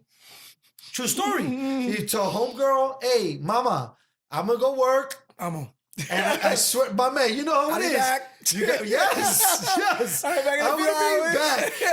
All right, listen, you go to work. Keep that shit warm for me. Listen, I'm gonna bring back the bread, and there's gonna be There's gonna be a bunny in the oven waiting for me. and you have to. This is something that you also have to bring in too, because that's why I was like trying to like do some balanced wire bullshit. But that's the worker, bro. The worker's like, hey, I got 2 or 3 kids. Listen, please watch the house. Yeah. I'll be back. That's Right? it. And no, it's funny because you understand all the scrutiny that Yeah. comes with all of the terrible departments that make you look horrible in that whole conversation. Of course. But at the same token, this is where it was at, right? Yeah. So that's what the printing press was for a hot minute. And still, dudes run that program today. Yeah, that's it. I mean, Like, whether or not it's there's a run change, thing. No, I'm telling you, a baseline that motherfuckers know that they can go pow, boom, and we build off of this. Yeah, but you know the agenda is usually set by the people with the money. So and there are studies on this that show that public opinion really doesn't matter when it comes to policy making. I mean, you can vote on things all you want, but when you start looking at the history on measures and things like that, public opinion has, if any, very little influence on public policy, regardless of what the vote is or what the need is or whatever. It's solely driven by the people with the money. So that is a platform that is widely discussed. Now, they say there's studies. Of course, there's studies. Fine, let's do it. But, that's a lot of freaking planning. If you're going to have a system that has that sort of safety net for the very rich and nothing for us. Well, what the fuck, man? We have coronavirus. But and not gonna worry about toilet paper, hold bro. on. Listen, first of all, I would like to at least pretend to think, right? True. That the filters in the United States are a little bit tighter in the sense that other nations let potential people who have been leveraging for a long time, doing well for themselves, not get caught. In this country, you could go for a little bit, but we're going to get you. And it's back to what I said. The moment you show you're great, fools are tracking you. They're like, there's no Hell way yeah. he's this good. Yeah. There's no way. So the moment you fuck up, They turn up the filters. they got you, bro. Yeah. They've been Got you. watching you the whole fucking time. Yeah. You know, that's why, you know, and this is, I'm going to bring this so you tell me a little bit about this because this is something we didn't even talk about. I'm on another show and I'm working on putting that shit in production. And my co-host gives a little flack to the dude who wears your outfit. Oh, yeah. Ooh, which flag? The top part of my outfit or the bottom part of the outfit? The top part. The top part. Oh, all right. I graduated from this school, by the way. No. I'm not even saying the logo. I'm saying that in the sense of he brings in Mr. Facebook Okay. into the argument Right. and says, The guy with the hoodie. yeah, Yeah. this person is horrible because of X, Y, and Z. Right. But I always say, hey, listen, whatever your perspective on that is, you have no idea what that person is going through and how they're handling things Yeah. and where they're going through situations. You being blamed for elections and all. Your Bro, company, come it's on, man. It's heavy, bro. I said it, and we got into this big thing. I was like, dude, imagine if you wake up and nothing is gonna happen until somebody talks to you. Right? Like, hey, yo, so you thought this was good? Boom, check. Okay. Yeah. These people, like, you're greenlighting Yeah. so much shit. But these guys are like us, man. Right. I mean, they're fed information, they're doing things. Yeah. And I'm from an understanding that the guy, the reason why he's the way he is because he really thinks he's doing a good thing. You know, he's one of those CEOs that says, I'm running this and I really do believe that Facebook is changing the world, but you're not willing to accept the responsibilities of the things that are happening as a byproduct, right? The component of like the back in the 80s, right? Which The in my ozone mind, layer. I ain't mad at him. Yeah. Right? That's why I was arguing with my Yeah. guy. Because I'm look, this is a byproduct of. Yes. There's no way. So there's another thing too. When you're super smart, you're fucking running equations. You have to You're have not listening to like that. no. But not only that, it's like this is gonna happen. Once you start to realize as some kind of scientist, because I almost feel like I had Tabitha's dad on. And he said that when he was doing the audio thing, it was a Bachelor of Science. Yeah. And then it turned into a Bachelor of Arts. Right? So Yeah. I always like to think that arts and science are very similar because right. you're thinking about numbers, you're thinking about frame, you're thinking about perspective. Right. And when you see some shit like that, you just like, hold on. There's no way it doesn't require a closer look.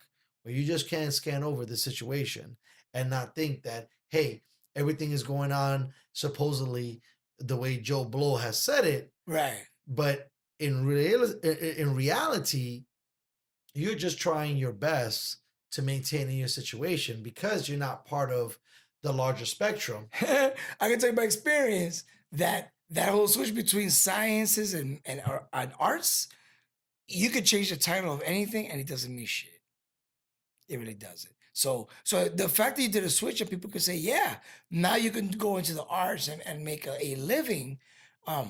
Maybe less true today because of technology with the sciences and the mathematics, the STEM programs. So I think they're trying to maybe push everybody out of the cultural dynamic and squeeze them into these programs that are going to make you a better citizen, right? The STEM programs, the engineering and the sciences, not the arts and the music and the things that actually make our culture rich and make our culture worth fighting for, because you don't fight for profits in engineering and science. You fight for your country, which is your arts and the food and the artistic components of your country. So you're like, if I gotta choose between the two, I'm going for my country every way. So the more they try to separate that through education, the better it is, I think. You know? Yeah, why not? Why not? Why not? Like, It's a good deal for someone who's trying to control a public, which I'm going to go way back to Thomas Jefferson days, right? Because I'm of the understanding also that he mentioned that you can't leave the important decisions to the ignorant masses, pretty much. Right. That's back to the other thing. Hold on one sec. Views of the participants There you go. There you go. they don't reflect any company, any government whatsoever. It's just two guys just Are talking. you giving me a disclaimer already? Well, I'm just saying. I just Wow. want to put it out there that What's your disclaimer? that my intent is never to offend anybody, and if Wow. we said certain things on the show that may offend people, I want to Wow, say that you're- it's an expression and it is not with the intent to hurt anybody. Dang, I like it. Well, Yeah, you know what? man, Listen, you know? that was actually beautiful and heartfelt. Yeah. Thank you so much, Danny, I for coming appreciate it. on Thank to the you. Airing It Out Thank you very much. podcast. Appreciate it. And at this point, I would like to make sure that our listeners are safe and healthy and taking care of themselves. Thanks again for listening.